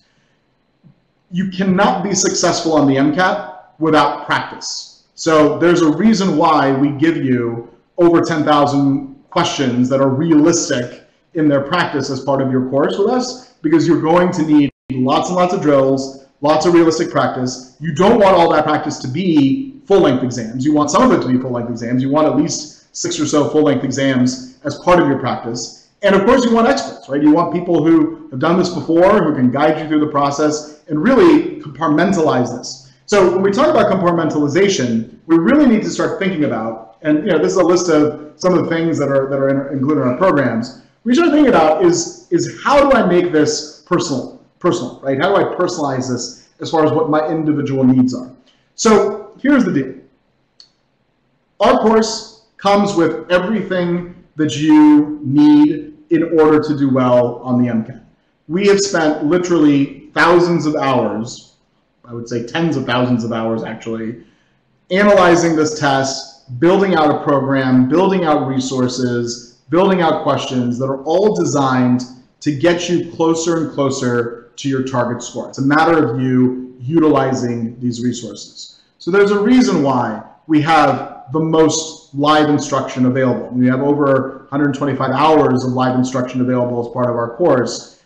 That is very, very specifically designed so that you are getting the instruction, you're getting that expertise that you're ultimately going to need. There's a reason why we have, and it's not 14 full-length exams, actually 15 full-length exams. We just added one because the AMC just added one. 15 full-length exams. You've got over 10,000 questions. You get all the materials from the AAMC, right? So this is, this is key part to what it is that's necessary for you to be successful. Now, I'm not going to bore you with going through a list here of the material that's available in our courses. We're going to talk through kind of how you need to be setting up your preparation. But as I said, earlier, like now is prime time. I mean, this is literally prime time to get started studying for the spring exams or for the summer exams. Like you are very lucky in that you are thinking about this right now as opposed to a couple months from now, because then you're going to go, oh no, I should have started back in January. I should have started back in February. Like this is literally the best time for you to be studying and for you to be attacking this material. So I'm going to walk you through some pretty awesome resources that we have that are exclusives to Kaplan, and I'm going to show you how you're going to use them as part of your course and as part of your preparation. The first is the MCAT channel. And I alluded to this earlier, and I know many of you came to our free prep week this week and you saw some MCAT channel sessions. We've got about 100 or so elective lessons that cover all sorts of topics. So high yield, low yield, but mostly high yield, advanced topics, some foundational topics. The idea behind the MCAT channel is that we've got this variety of these individual lessons literally taught by our top-rated instructors at Kaplan. There is a very, very defined group of individuals who teach our MCAT channel. It's about 20, 25 or so people, which are phenomenal faculty in the country, who teach on the MCAT channel. And this gives you access, regardless of where you're located. The MCAT channel is live online, so regardless of where you're located, you're going to get access to these instructors. But more importantly, what you're going to get access to is live instruction that you go to based on what your individual needs are. I'm not expecting that everybody goes to all the channel sessions that we have. If you're a rock star on thermodynamics, you shouldn't be going to the sessions on thermodynamics as much as you should be going to the sessions that you are less of a rock star on, right? So it's really about kind of getting that exposure to the personal needs of what your individual needs ultimately are going to be for this exam. So the MCAT channel is just one part of the bigger picture. There's a core set of classes that everybody goes to, and then you've got the MCAT channel, which is what you kind of elect yourself into based on your individual performance. We'll talk about how we analyze individual performance here in a second. As I said earlier, we give you lots of realistic practice. In fact, we give you more realistic practice than you're going to probably ever need, but we break it down into different parts. We've got full-length exams, we've got all the materials from the AMC, all the AMC practice tests, we have passage-based questions, we have individual questions questions, we have section-based questions, and we have something that's actually relatively newer. We've had a Q-bank, a question bank or quiz bank for many years, but recently we actually upgraded it to an even more awesome resource. It's an adaptive Q-bank, and what adaptive Q-bank does is it actually selects questions based on your performance as you're taking the test, as you're taking these little quizzes that you've customized. You've picked and chosen the types of questions, the topics that you want to be tested on, but it's selecting questions based on your performance, so it always has you in your proximal zone of learning. So it's in that kind of that sweet spot. So we don't want to give you stuff that's too easy. We don't want to give you stuff that's too hard. We want you to be focused on that area that's always challenging you so that you can better and better improve your score. There's actually a lot of learning science that's behind how our adaptive Q-bank works and how it works for you to help you get a better score as far as the MCAT goes. So really, really awesome, and something that is now available to all of our MCAT students. So when you sign up, you're going to get the adaptive Q-bank. It's about 2,600 or so questions that are in that Q-bank. But back to the personalization, this is one of the big differentiators. Oh, and the lights went out again. Give me a second. Sorry, I don't know what's going on here, but give me a second.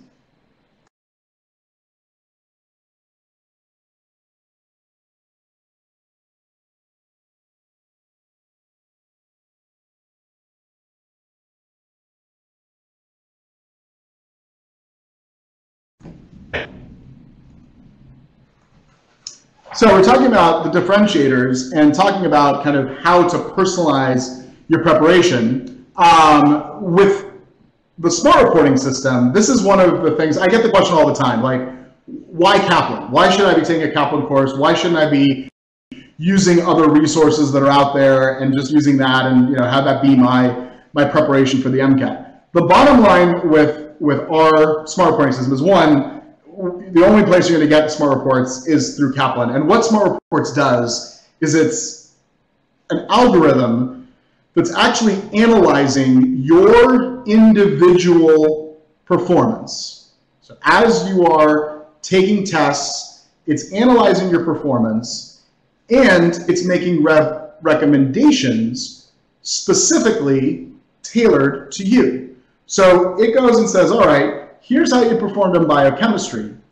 Here is what you need to be doing next in order to improve your performance on questions in these topic areas. So the way that smart reports, the easiest way that I can describe smart reports to you is it's kind of like having a teacher sitting on your shoulder saying, okay, don't do that right now. You should be doing this. So the smart reporting system is literally smart. It gets smarter about you the more you use it. And it gets smarter the more information it's gathering about outcomes. And so really what it's doing is it's an adaptive learning engine. It's an adaptive learning technology. We call it smart reports because it's very smart. It gives you lots of reports, but more importantly, it gives you recommendations. So you might have been in a situation at some point, to do well in a class. It's not that the content is hard per se. It's about figuring out what it is that you need to study in order to better understand the content. That's what Smart Reports does for you. It actually simplifies your busy schedule, simplifies the things that you need to be doing to improve your scores as you're going through. So this is one of the key differentiators, as is the MCAT channel, right? You don't get the MCAT channel anywhere else. You don't get access to literally these MCAT experts that are that are so well versed in what it is they do. At the same time, we know that everyone's a little different, right? Everybody needs different kind of modes of instruction. So we have courses that are live online. So that's live instruction, but it's an online classroom. So you can literally be anywhere in the world with an internet connection, a good internet connection, and you'll be able to take those live online classes. These are taught by our top faculty from throughout the country, because literally it's, we're able to have teachers from anywhere. So everybody who's here tonight is a live online faculty member, all of our crew that's here. In-person classes, of course, are live instruction in a traditional kind of classroom setting, classroom location. The thing about the difference between live online and in-person, I get asked this question all the time. The fundamental difference is that live online, one, is of course the convenience, but two, you actually have multiple teachers that are in the room at any given point. as opposed to an in-person class where you have one teacher that's in the room, you have to raise your hand, wait to be called on. Live online classroom, you've got multiple teachers, you ask your question, you get them answered literally right away. If you're more of a, want to study on your own, just do stuff kind of on demand, we have our self-paced course, which is, again, it's the same instruction, you get the same materials, you get the same books, everybody gets the same, everything is the same online assets. The difference with self-paced, of course, is that it is a self-paced course. Everything is pre-recorded. You do have email support through our academic support, but you don't have the live instruction. In fact, you don't even have the MCAT channel. If you take Self-Paced Plus, you'll have the MCAT channel, but Self-Paced does not provide the MCAT channel. And if you need something a little more personal, you of course have private tutoring. So there's that, and you get personalized instruction from that. Now, on the chart earlier, there was something called Plus, and I just wanted to take a brief moment to discuss what the Plus means. Our Plus programs actually pair you with a MCAT mentor, a med school mentor, who acts as a kind of a personal trainer. So different from a private tutor who's going to be working with you one-on-one on the actual course content. What the med school coaches do, and the MCAT coaches do, is they work with you one-on-one, but to really lay out what your study plan is going to look like, lay out making sure that you're doing the right things at the right time, you're staying on track. And they're really kind of a mentor for you. So they're like a personal trainer that's going to sit there and listen and at the same time advise and design, help you make sure that you're staying on track. And students love our Plus programs, so something to think about. It also includes our Foundations program. Foundation courses, plain and simple, are designed if you haven't taken sociology, biochemistry, or psychology, you can learn the material that you need for the MCAT in there, right? So this is another big differentiator that we have here at Kaplan. So when you start thinking about it, you've got the adaptive Q bank, you've got the smart reports, you've got the MCAT channel, you've got all that live instruction, and of course the plethora of resources that are out there. Now, there might be some of you, and I saw this question come in on private, so I'm going to just address this real quick. There is an option if you're looking for even more defined kind of schedules. We have our intensive programs. Our intensive programs are awesome. They are 5 or 6 week programs. We have them both live online and in person. In person is in the summer, so we have locations in Boulder, San Diego, and Atlanta, where you physically go to those places. You spend 6 weeks. It's like MCAT summer camp, so it's all MCAT all the time. Or you can do it live online. We actually have one coming up in the spring, then we have a couple that are going to be in the summertime as well. And really what that is a fully structured, so it's about 500 hours or so of available instruction and practice to you in those programs, and it's even more tailored than kind of the core programs, because you work again in this very kind of, I don't want to say isolated, but you kind of don't do anything else. So it's again kind of very boot camp setting, summer camp setting, if you will, or camp setting, in that you're working towards a very, very specific goal in a very, very defined amount of time. Our intensive programs are great. If that's something that you're interested in, let us know in the chat, and we'll get you set up with somebody. And in fact, any of our programs, if there's something that you're interested in, let us know, because here's the thing. I know that you didn't come here to you didn't come to this event thinking, I'm going to enroll in my MCAT course tonight, right? Like that's probably not the main thing that you came in with. But I'll give you this much. You've got the $300 off, which ends literally in now an hour and a half or so. You've got the unlimited prep, which ends at an hour and a half or so, or hour and 15 minutes or so.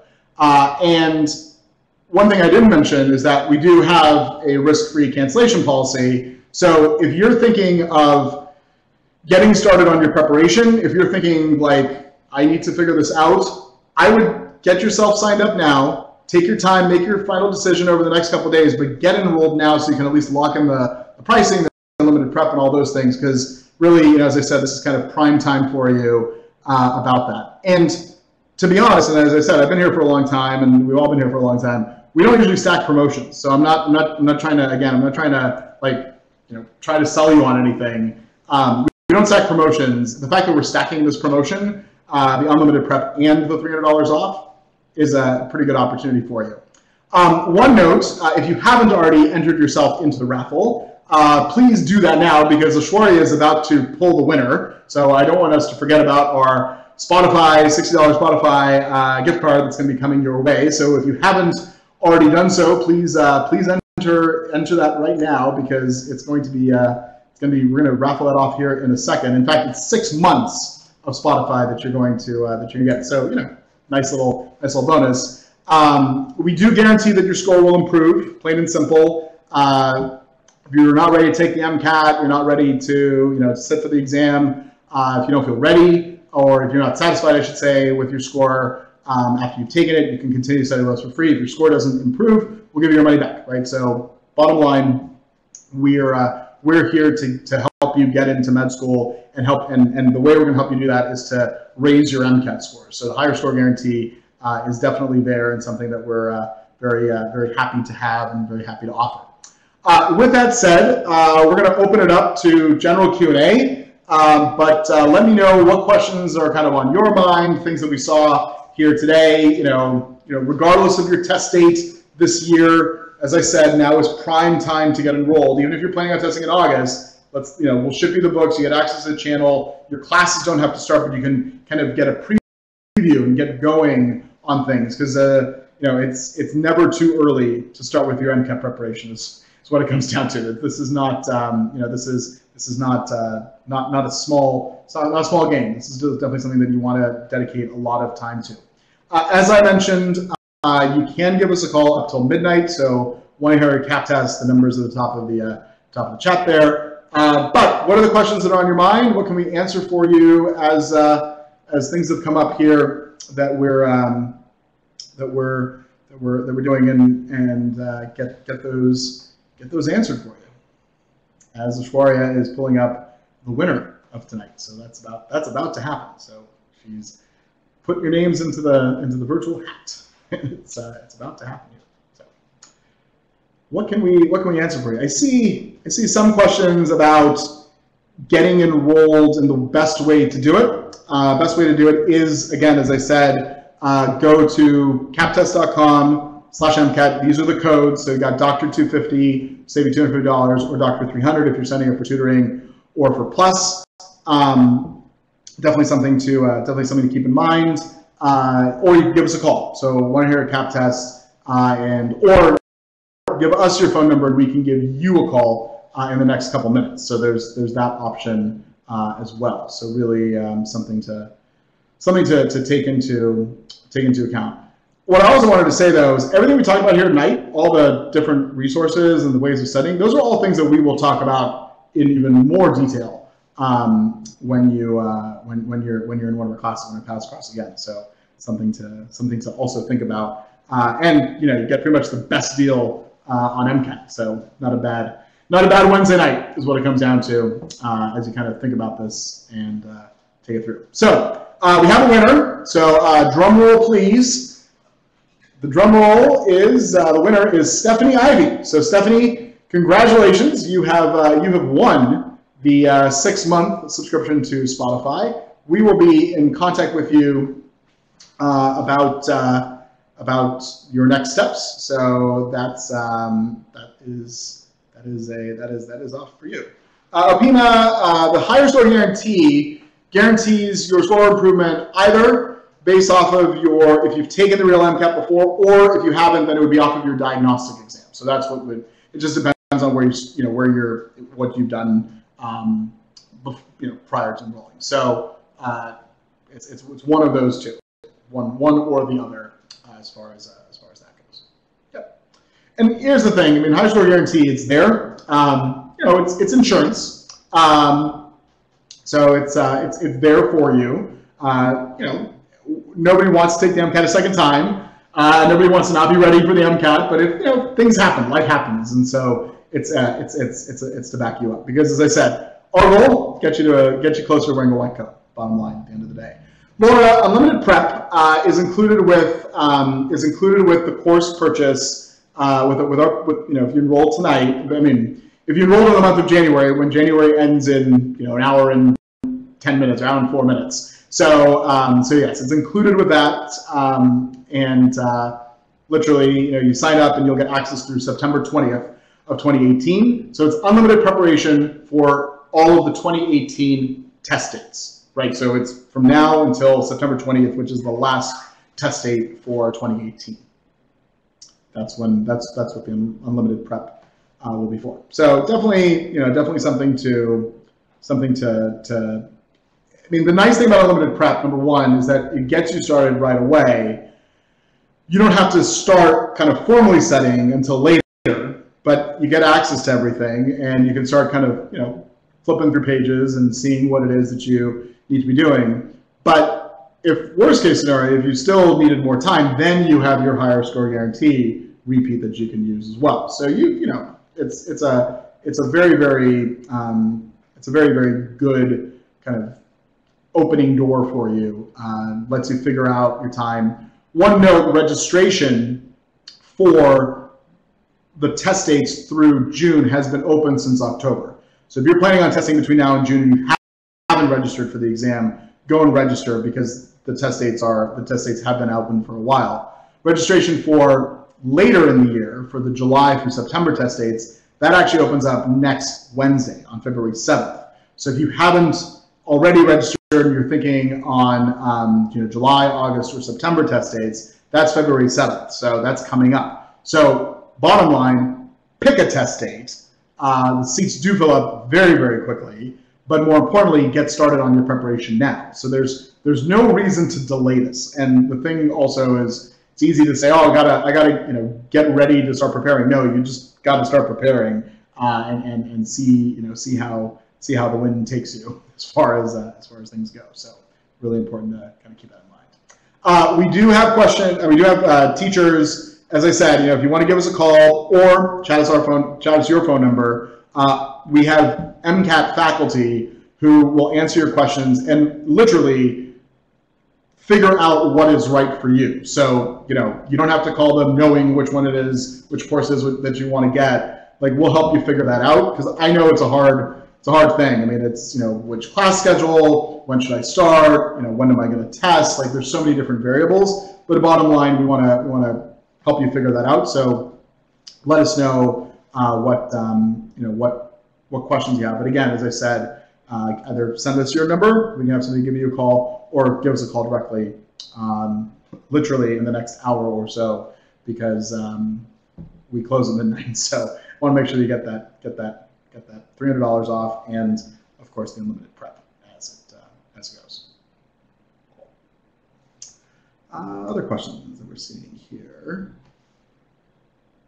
So Joy, as far as summer intensive goes, you'd want to take summer intensive, in the summer leading up to when you'd want to take the MCAT. Now you might take summer intensive this year and apply this year, or you might take summer intensive this year and apply next year. That's fine. Your MCAT scores are good for 3 years. So you want to prep for the MCAT and take the MCAT when you will be at your peak performance. That doesn't mean you have to take it and apply right away. You can take it now. Sometimes students will take the MCAT and take a year off, right? So that's fine too. But you don't want to maybe delay taking the MCAT. Maybe you're further away from your coursework. There are all sorts of factors that definitely come into play as it were. So think about that. And if you wanted to talk to somebody about summer intensive, I know one person who will definitely have all the answers to kind of help you figure out what is right for you.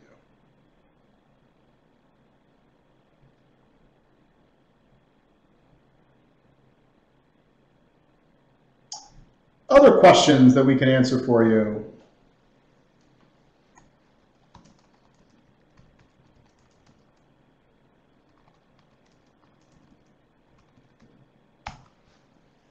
Before we wrap up for the evening. I know it's hump day, right? It's Wednesday.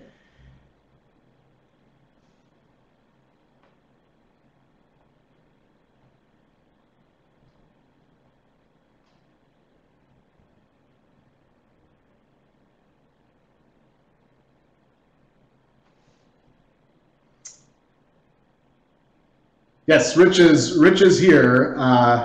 So if you have questions about intensive, Rich has all the answers. So how do you know if you're smart enough for this? That's a tough question. I'll say this much. if you want to become a doctor, that is your motivation, and that is your driver. And it is a matter of figuring out what you need to be working on. And that's what our course does, quite frankly. I mean, that's why we do what we do, is to help students who are like, you know what, I'm not sure if this is, if this is conquerable. We'll help you conquer it. So, Bobby, that's it's not about being smart per se. It's about having the dedication to it. I said this at the beginning. I'll say it one more time.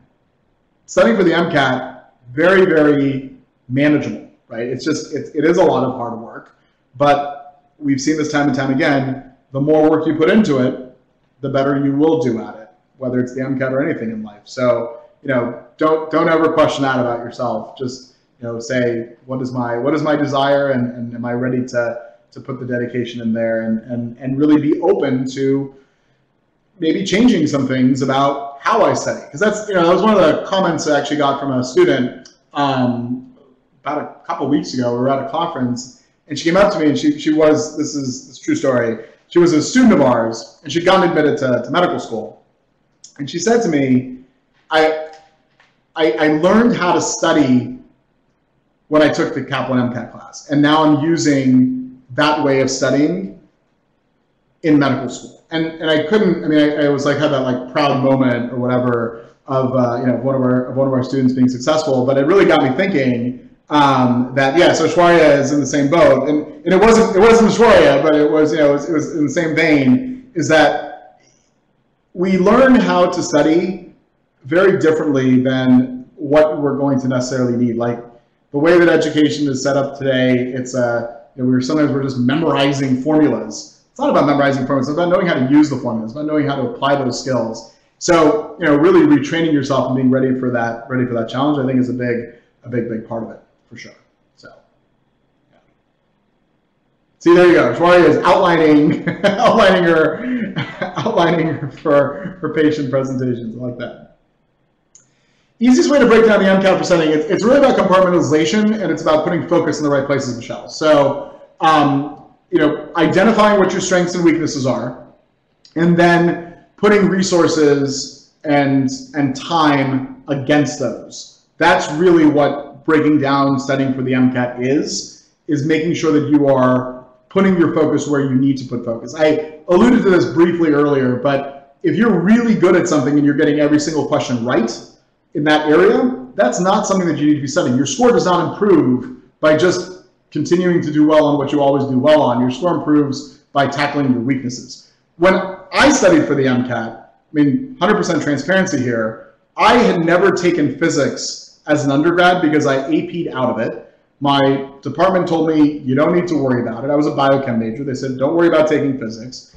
I roll around to the MCAT, and I'd forgotten most of my physics. Because you don't use it, you kind of lose it. But I was a biochem major. My GChem and my orgo and biochem, of course, I knew that stuff inside and out. When I was studying for the MCAT, I spent a lot more time studying for physics. It was very clear what I had to study for. But a lot of time reviewing and relearning, or not even relearning, just reviewing it, remembering what I'd learned before, in order to see that improvement. So that's the yeah. So Patrick and I just talk about this often. It's like it's just doing what you need to do, really, at the end of the day, to make it happen. And I ended up doing just fine, right? It wasn't, but it was, I just hadn't been doing it for such a long time. But if I had kind of done the natural thing, which is just work on what I'm good at, because as humans, we like to work at what we're good at, right? That is our nature. We gravitate towards things that we have strengths in.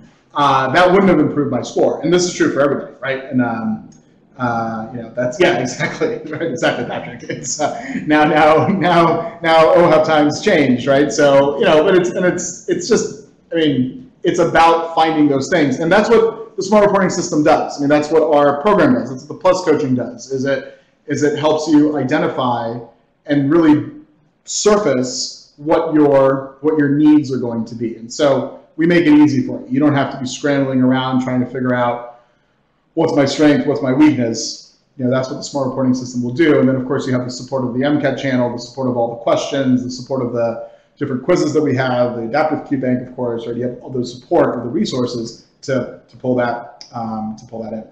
So here's the thing. One last reminder, just so that I've said it, so that you remember this. You are lucky in that it is January, and the next set of test dates is coming up in the spring and then in the summer, and you've got the right amount of time to get started. So if I was in your shoes, like, this is when I would be starting to study for the MCAT, and I think every one of us here would be in agreement on that. And I think it's important to recognize kind of how important timing is in playing in all this. We don't want you to rush into making your decision, but at the same time, we want you to know that you have a risk-free enrollment tonight, essentially. You get yourself signed up, you save the monies, you get the unlimited prep, you got a couple of days to kind of check it out. You've got that risk-free cancellation that comes down for the next 3 days. So even if you're just considering taking an MCAT course, get enrolled, save the money, get the unlimited prep, make the final decision over the next couple of days. We have installment billing, right? So you can spread it out over three payments, so that it makes it a little bit easier. That's just don't let the opportunity pass you up to get started on this so important exam, because really it's very easy to let it slip away, and then all of a sudden it's March and you want to take the test in May and you only have 6 weeks, and oh no, panic sets in. Like, you have a great opportunity right now. You should harness it. And sometimes that's what it comes down to, is harnessing the opportunities that we have in front of us. So that would be my advice to you, is start early, because starting late will never have a good outcome. Starting early can only help you. You're gonna like it in the end of the day. So.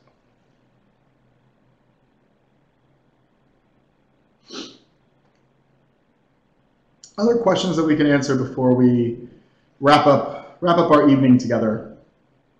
Hope you guys had fun. I hope you had fun this week. Thank you all. I know it's late for many of you, so thank you all for joining us tonight. And for those of you that have been here the last couple of nights, it's been great having you. I know I saw many of you last night or the night before, and Shwari has been here every evening, I think, and most of us have all been here every night. So it's been great having you. Really in this free prep week, and we look forward to our paths crossing again, for sure. How do we manage them becomes the issue. John, you're absolutely right. I mean, that's everybody has strengths, and you're absolutely right. I will agree with your statement 100%. It's, we all have strengths and weaknesses. It's about how do we tackle them, and how do we use the strengths to our benefit, and how do we convert the weaknesses into strengths, right? That's really what it comes down to, and that's what we're here for. I mean, that's what Mary and Patrick and I and Dan, and I'm not going to list everybody who's here, but I mean that's why we do what we do, is to make it happen. So definitely make it own the moment. What it comes down to, as it were.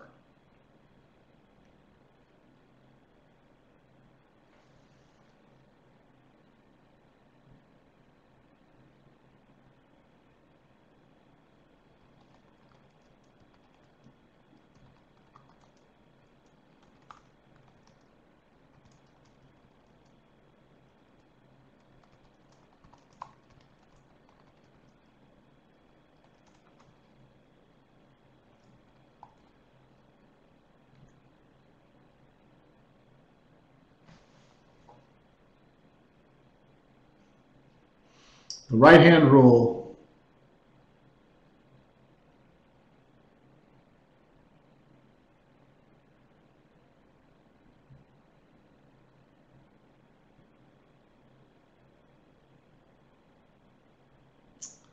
Leah, it's going to vary. It's going to vary, from person to person, because every session has different content. Roughly speaking, you're looking at around 6 hours or so per core session. In total, though, you will spend about 300 and 350 hours studying for this exam. But remember, as I said earlier, it's about the structure, right? So yeah, study, I hear you. Don't worry about that. I mean, that's almost more the reason to get started earlier so you can spread it out a little bit more. And trust me, we've had lots of students who've got small children, so it's you won't be the first, you won't be the last. It's funny, sometimes the kids are doing the right hand rule with mom and dad, so it happens. They don't even know what they're doing, but it's there. But yeah, so spreading it out definitely can help that. I alluded to this earlier, I'll say it one more time, having a good study plan in place, really kind of building out when and where things are going to happen, because there are all sorts of things competing for one's time, is also important in making this happen. So definitely keep that as you go.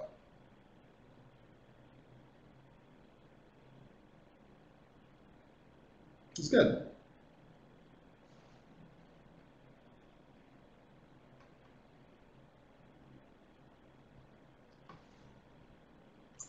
All right, so with that said, big thank you to each and every one of you. Let us know if you want one of our experts to give you a call this evening. Otherwise, we'll be here. So I'm sure our paths will cross again for sure, but we'll be here for you when you're ready to get things going. Big thank you to our crew, Shwarya, Dan, Greg, Mary, Patrick, Rich, Eric, Tim, Carrie. I hope I didn't miss anybody. Yeah, we are all we love doing this. That's why we're here, and so we want to help you get to the white coat. So that's what this week was all about, and hopefully you guys enjoyed it. I know we did. As I said, let us know when you're ready. Let us know if you want us to connect with you today. Otherwise, thanks all for joining us, and we will see you soon in another Kaplan event or in class. Maybe our paths will cross again, I'm sure.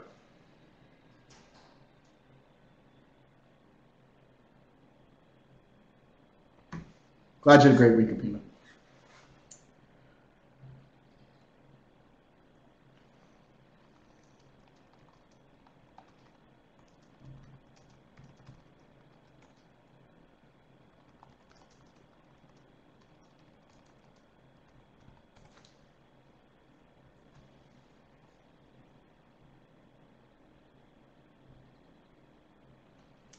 Have a great rest of your night. Have a great rest of your week. Weekend's almost here. Happy February almost. Take care.